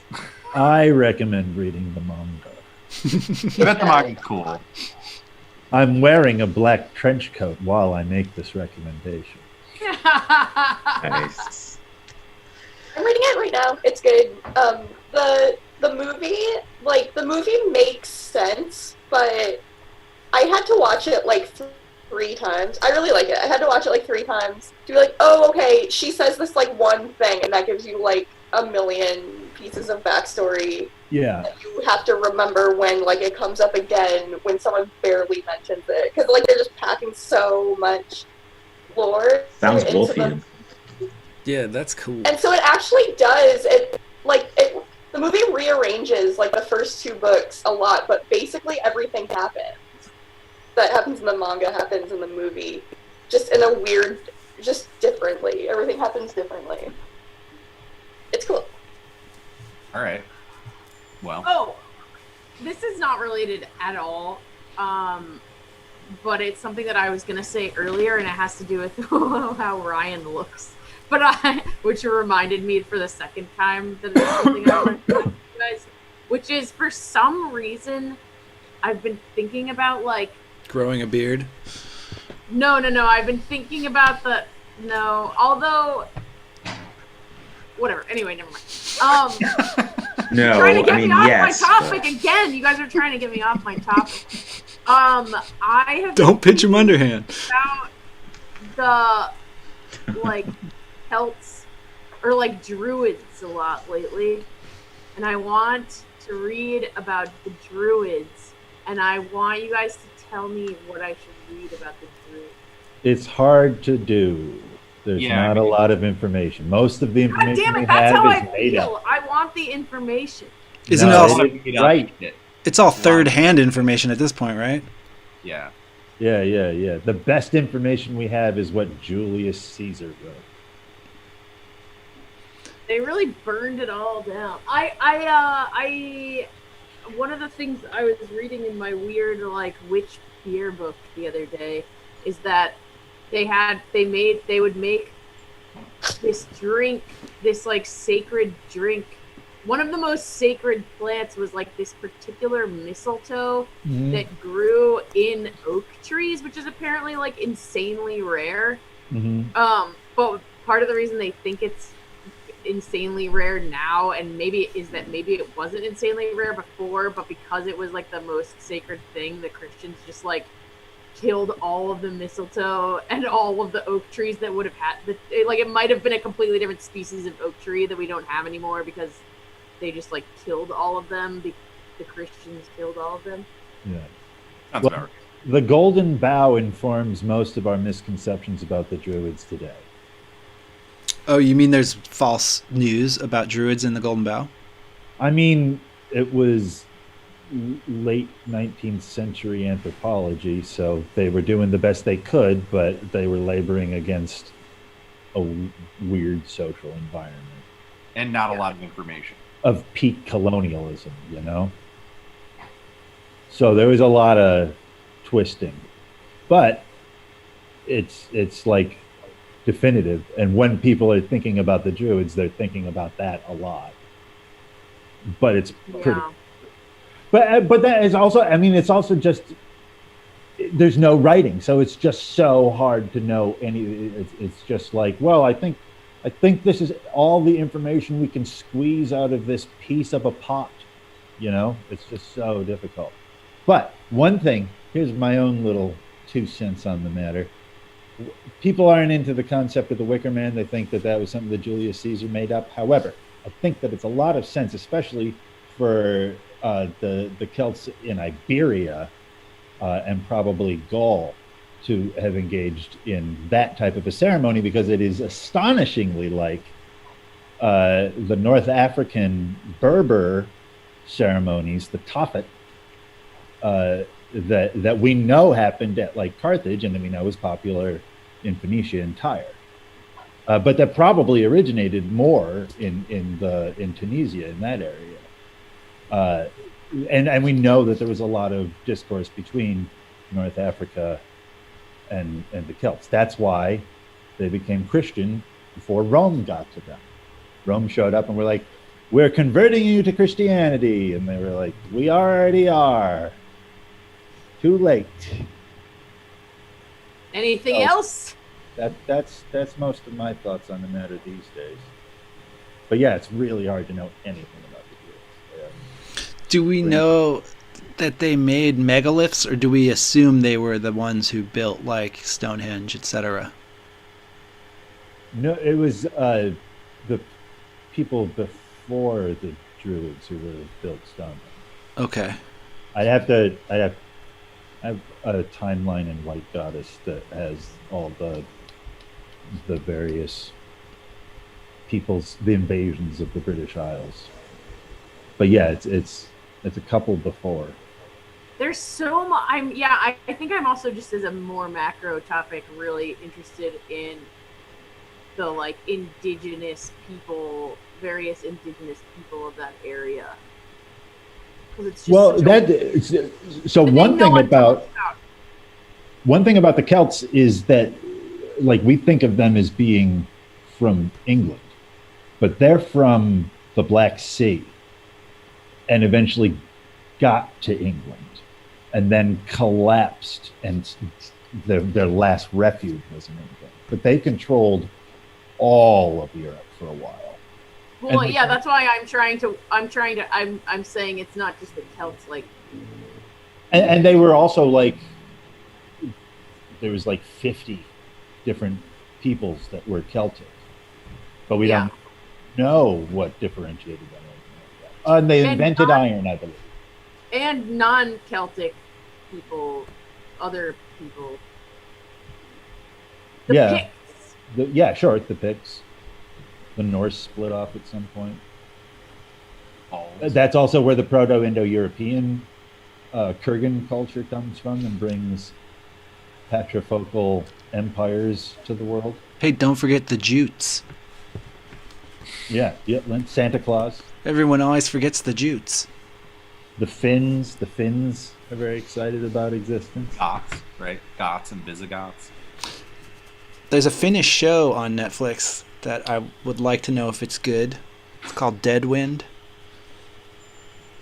I've been getting into the Kalevala a little bit lately, and that's pretty badass. After I finished Silmarillion, I've got the Kalevala on my little stack.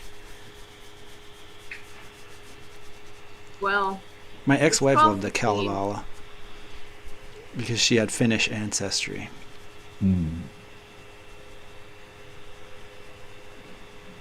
So we want to talk about this book at all? Yeah, let's talk about the book. Yeah, we got a little bit of time left. We can get through the rest. No, it ends at 12. It's 9 to 12. Oh, it's 9 to 12. That's 3 hours. We didn't talk about the all the sexy stuff with Silk getting all aroused and stuff. Yeah, Silk wanted to reach out and touch. I can't go 4 hours today. I gotta say, I understand and I'm sympathetic, but also you didn't do any of your usual Kirby cutting of the crap. You were letting it all fly. Yeah, that's why we were so off topic today. This Curb was contributing. But partly it's because we have changed. Everything's different now. We've changed? Yeah, now everything's all topsy-turvy. Now it's anything we're talking about is related. No, I mean it all starts with the themes that we poke at in these chapters. Yeah. Sure. Everything grew out of at least something that happened. It's not our fault that Wolfe was like really capturing a lot of like subtle things that are coming to a head in our time now. I gotta be honest with everyone. I'm having a problem where I really want to do Short Sun. Well, the only way to get to Short Sun is to get through Long Sun. Yes, that is very true. That is very true. Okay, so what are you suggesting? Nothing. We just I just wanted to be honest about my emotions. Maybe you have to be the new Saturn. All right. Ooh. All right, I'll fucking Saturn up. I ain't got a problem with that. I've been getting a lot of Saturn in my nod readings lately. Should we redistribute the planets like with like the intention of where we want to go and not necessarily where we may have been? As a an air sign person, I appreciate that sentiment. Well, let's do it. Too close, Connor. I hate to get pinned down for too long. Does anyone have any like particular planetary direction that they are feeling this year or would like to go in this year? I don't know enough about I want to warn whoever takes Sun. That's the one that I thought I would. That's the one I've been feeling the most. It's like I walk home from work as the sun comes up. Mm. And how's that going? Man, I don't want to talk about it because there's no Okay. problems. And like there's nothing bad about it. It's only good. And that's just not the world's not supposed to be like that with jobs. And so I feel like I can't draw attention. I can't draw any attention to this. Or Keep it under the radar. something somewhere is going to realize what's going on and be like, there's no way this man can have this lifestyle. It's too dangerous. I'm getting I'm getting more writing done than I have in months. I had like a really, really productive period, like when I was really into the plague and how destabilized the world was. And then as we got once the election happened and stuff, my productivity as far as like writing, it was agony to get stuff out. And now this new job is like, it is like a laxative of the words. I'm like tied to a desk all night long. Nobody speaking to me. I'm not seeing people for like 7 of those hours really. And I can just write. I mean, the other thing I can do is look on the internet, which drives me nuts. And I really need to get better impulse control about that weird little feeling of just like, I'm really quick going to look up something. I really quick want to see what some headlines are. Yeah. Cool. Yeah, so probably, well, that's what I think is happening. Well, because also Apollo is the god of poetry, and I'm writing a big poem.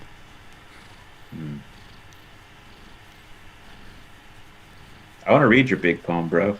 Well, I was going to say that maybe next, I'm hoping maybe by next time we meet, I could give everybody a PDF of the first 7 cantos, and then, maybe the next time we meet, you guys would say if it was readable. I'll do that. Let me tell you how long it is right now. It's somewhere 1,000. it's nearing 2,000 lines. It's like almost 2,000 Okay. lines right now. Okay. Cool. But it's a good little, and this part ends on a cliffhanger. Narrative? Oh yeah. Excruciatingly so. Cool. That's fucking cool. And kind of rhyming. Yeah. Kind of. Okay. Every 9th line rhymes.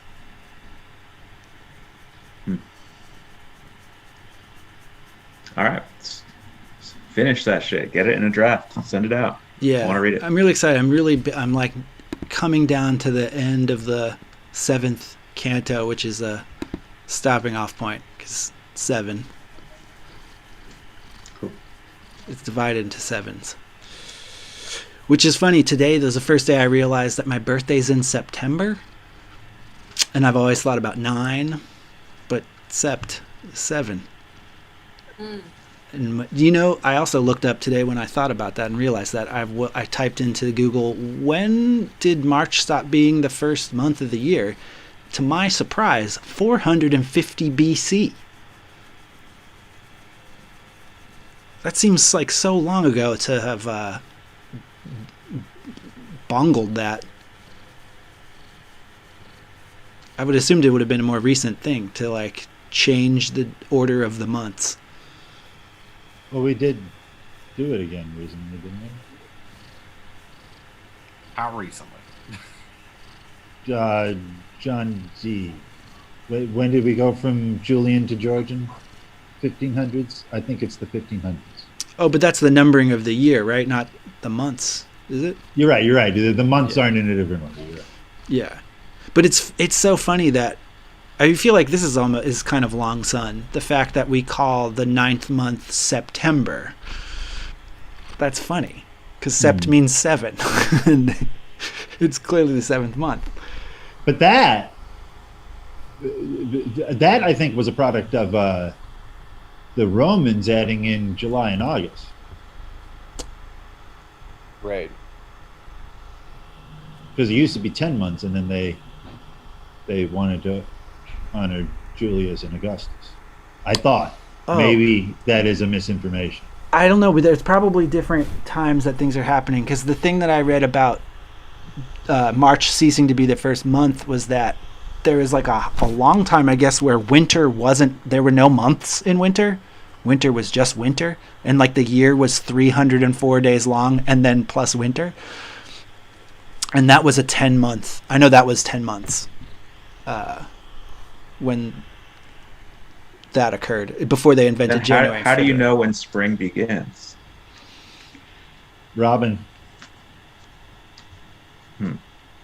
So it wasn't actually. So years weren't actually chained together. I think that they were still counting sunrises and moon Okay, cycles. Or maybe they were just It must counting have moon been, right. cycles. Yeah. But they didn't have no like way, Robin. but like winter didn't have distinct personalities the way the other seasons were split up. Winter is just fucking winter. Well, anyway, I feel like Connor could be the new Jen, and I feel like Jen could be the new Connor. So Jen, you gotta like only talk about I could brewing never live up medicinal alcohol. Oh yeah, that makes sense. Yeah, but it's the spirit, you know. You gotta. I'm just kidding. Yeah, I feel like You guys mercury talk and about alchemy go together. Well, I did just, full disclosure, I did just order a copy of White Goddess. Oh, good. There you go. I mean, there's a lot of druid Oh. shit up in there too. There Yeah, we well, go. so because I was like, what should I read about the druids? And you're like, there's nothing to read about the druids. And then you were like, well, in White Goddess it says blah blah blah. And I was like, Yeah. I'm just gonna get I just feel You like I literally pushed just the White ordered Goddess too hard all the time. I thought it was too obvious to say that. I know, but this is the time when it needed to be said, and you All right, said it well, anyway. yeah, well, of so course, that's the White Goddess. The White Goddess talks all about the druids and where they. no, but my point is, you said it anyway, even though you pretended not to say it. But also the thing about the White Goddess though is it's not like it's not academic. It's not fact. Yeah. It's a lot of, like in the middle of it, he'll be like, "I will now prove my point by just extemporaneously composing a poem. But Look if how there's good no I did fact, that. I must be right." if everyone can agree there's no facts to be explored on the topic, then you have to Right. go to other things. Then you have to go to like narratives, and you either pick the narrative that we can agree is incorrect, or you can pick one that Right. a different one. Well, and his big argument is the truth of this comes from the fact that I'm operating in this tradition. I'm doing this. Right. So, like, from what I'm doing, I think this is what they were doing because Well, I mean, I think we can all agree that there are truths to be found outside of scientific fucking facts. Hey, I'll I agree. would go a step further and say that scientific facts alone are not sufficient to get to truth. Sure. So I how mean, you like which- them apples? very much something that Robert Graves talks about in the book, White Goddess. Also, he does show up in the new Sun, so I feel like that kind of gives our group an obligation to get familiar with him whenever possible. I have a Wait. copy of I Claudius. I want to read. Oh man, I that book also have a rules. copy by Claudius, but I haven't read it. It's really funny. I guess I love the theme of someone who pretends to be stupid. That's like one of my favorite themes. Okay, Well, you guys. I'm very excited for you to read White Goddess. I love to talk about it. So, I don't want to snatch the Sun if somebody else wants it, but does anyone else want to know their planet? Wait, what does that make? What does that make my planet? I think you're Mercury. Don't ask me about planets. Well, I'm a Gemini, so Mercury is an easy planet for me. Yeah, and I mean you're talking about brewing stuff, and building stuff lately. There's a lot there. Whoever is the sun, be aware the sun is in charge of plague. Yeah. Oh yeah, no problem. You're gonna I take think- that one, Ryan. Yeah. I mean, if we are the Wu-Tang, like, what are all of our different, like, what are we contributing to this? And like, I know it like relates to planets and stuff, but I don't really think in terms of planets personally. Like, I don't. So I'm thinking more in terms like, which Beatle am I? Which Led Zeppelin guy am I? You know. I mean, I've always been. And I don't know. The only role I've ever had in the show is getting high and passing out. Well, I think that what we're doing now is we're doing aspirational planets, whereas before I think we had we had correspondences that were based on like our general personalities, but I feel like this time we're shaking it up and to be like where you want your year to go. Okay, yeah, I like that. Okay. Yes. So Hmm. Thursday, Friday. Okay, I want to like Monday. Yeah, what day do you want to be, dude? Tuesday. Be better. Day do I want to be? Yeah, what's your favorite day? Fuck. But don't pick Saturday or Sunday or Wednesday. Or pick a color from the rainbow. Yeah, pick. What's your favorite part of your body? I'd say. These are all hard Mars. questions. Okay. You're Mars. If you don't want to say what your favorite body part is, you've chosen Mars. Great. Okay, I take Mars. You wear a lot of red. There, I like that. I like red. Red is You good do color. Tai I Chi, want to be dude. red. I want to. Tai Chi. I do Tai Chi. I want to be like more involved in my life this year. I guess I feel like last year I like fell off the planet a little bit. A lot of people did, but I feel like that was not just a pandemic thing. I feel like I, in general, have been disengaging, and I want to engage again. And yeah, Mars is the outward energy. There is an oft overlooked social aspect to Mars. Okay, cool. Yeah, there's a lot of good stuff about Mars that gets lost in the war. Yeah. Gets lost in all the war and. I mean, okay, so again, I don't want to step on anyone's toes. I'm just going to throw out here that perhaps does Mark being in this hunt for a house, about to set up this new house, does that make him Jupiter? I think that's the day that particular thing would resonate most with, in my opinion. So but that's Thursday. But that's Thursday. just one. I mean, I'm just picking that one thing that happened today, which is, not a horrible way of divination. No, that's legit. When we put an offer on a house, our proposed closing day was a Thursday. Jordan, are you We didn't Venus get it, now? but I have no goals or aspirations. Well, Venus is already perfect. Yeah, that seems Venusian. Yeah. Also, I feel like the thing that I'm thinking of now is that internet comment about about you being the most beautiful girl in the world. Like that is a Kyprus like situation there. Yeah, that was pretty Kuipersy. Yeah. You're the most beautiful girl in the world? Yeah. You don't remember that? Oh, was I that it? don't Been know on that- Twitter in a very I don't long know that was shared with Wolfpack. I think Oh, that was in might- our group chat. I think that was Yeah, a that Cowboy was- Crew. That was Cowboy. a bake chat. Yeah. I feel like that So is. that- Yeah.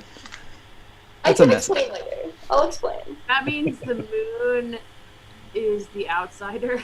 Yeah. The moon? It's the moon. It is very mysterious. Classic outsider.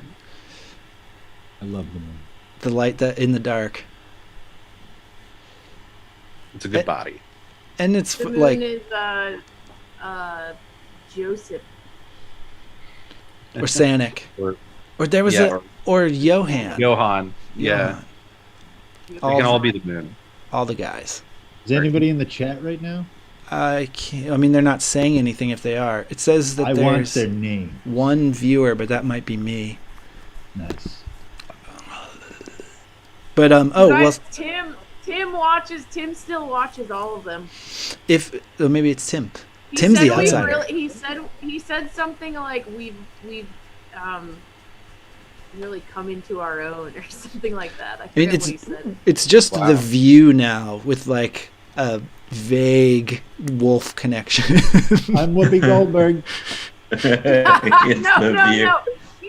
we need to get off the computer. We can't do this for every single thing where there's. Certainly not. I am excited to do it in person again.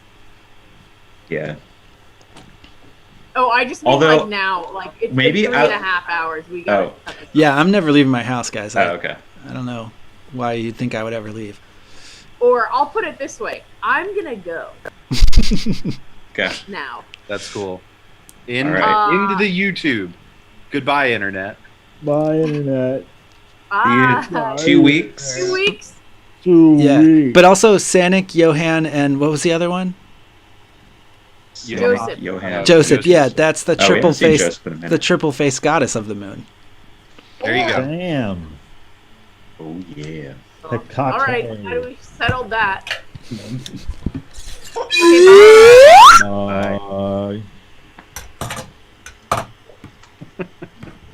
Jan's That gone. your flute didn't make a sound that time, Ryan. Oh, it didn't? Well, Josie heard it. Well,